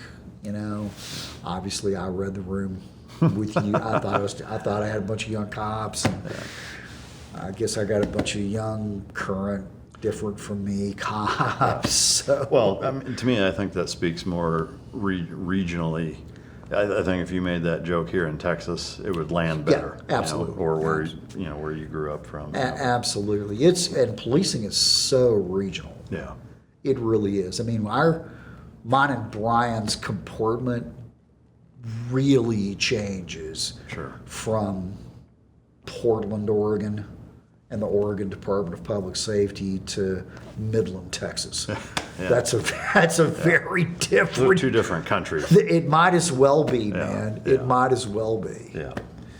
What's the best type of non-firearm weapon for someone to carry? And do you have? Is it called a clinch pick? Is that what do you have one with you? No, I didn't bring any kind of weapons or anything like that. Wasn't sure what I was dealing with, so I'm going to go in slick, read the room. And I'm not flying with a checked bag right now, so I've got 4 flights. That's surprising to me, actually. 5 days. What's that? That you're not flying with a checked bag. Like I always do. I do most of the time, but I had 4 flights in 5 days and a lot of short, I'm not going to be able to, I'm going to be coming in, like yesterday, we ended training. I bailed from training in Dulles at bailed from training in West Virginia at 4, and I had a flight at 6, and I had to drive the hour from WV, from Summit Point to Dulles. It's just not time to deal with a gun or anything like that. Do you not, or I guess, do you advocate for and or ever carry the kind of ambiguous, discreet stabbing tool type stuff, the Sharpie pen that looks like a Sharpie? The Sharpie pens, they're okay. I think that, I don't know. We sell them. We have that stuff, you know. I don't personally carry one. People like them. I like things that have impact. Yeah. I do. If I can lay 10 ounces at a minimum into your dome, or into your face, or into your collarbone, I like that. I did a lot of good work with blackjacks and saps in my youth, and things that I like those. I think they're legal here in Texas. Yeah. So for on a plane, would a 2-battery Surefire meet that kind? 2-battery Surefire, or there are a number of larger change purses that you can, and some of them are made for this purpose. You can walk it. You can absolutely get through security, with a change purse, and then get you 2 rolls of quarters and load that up. Yeah.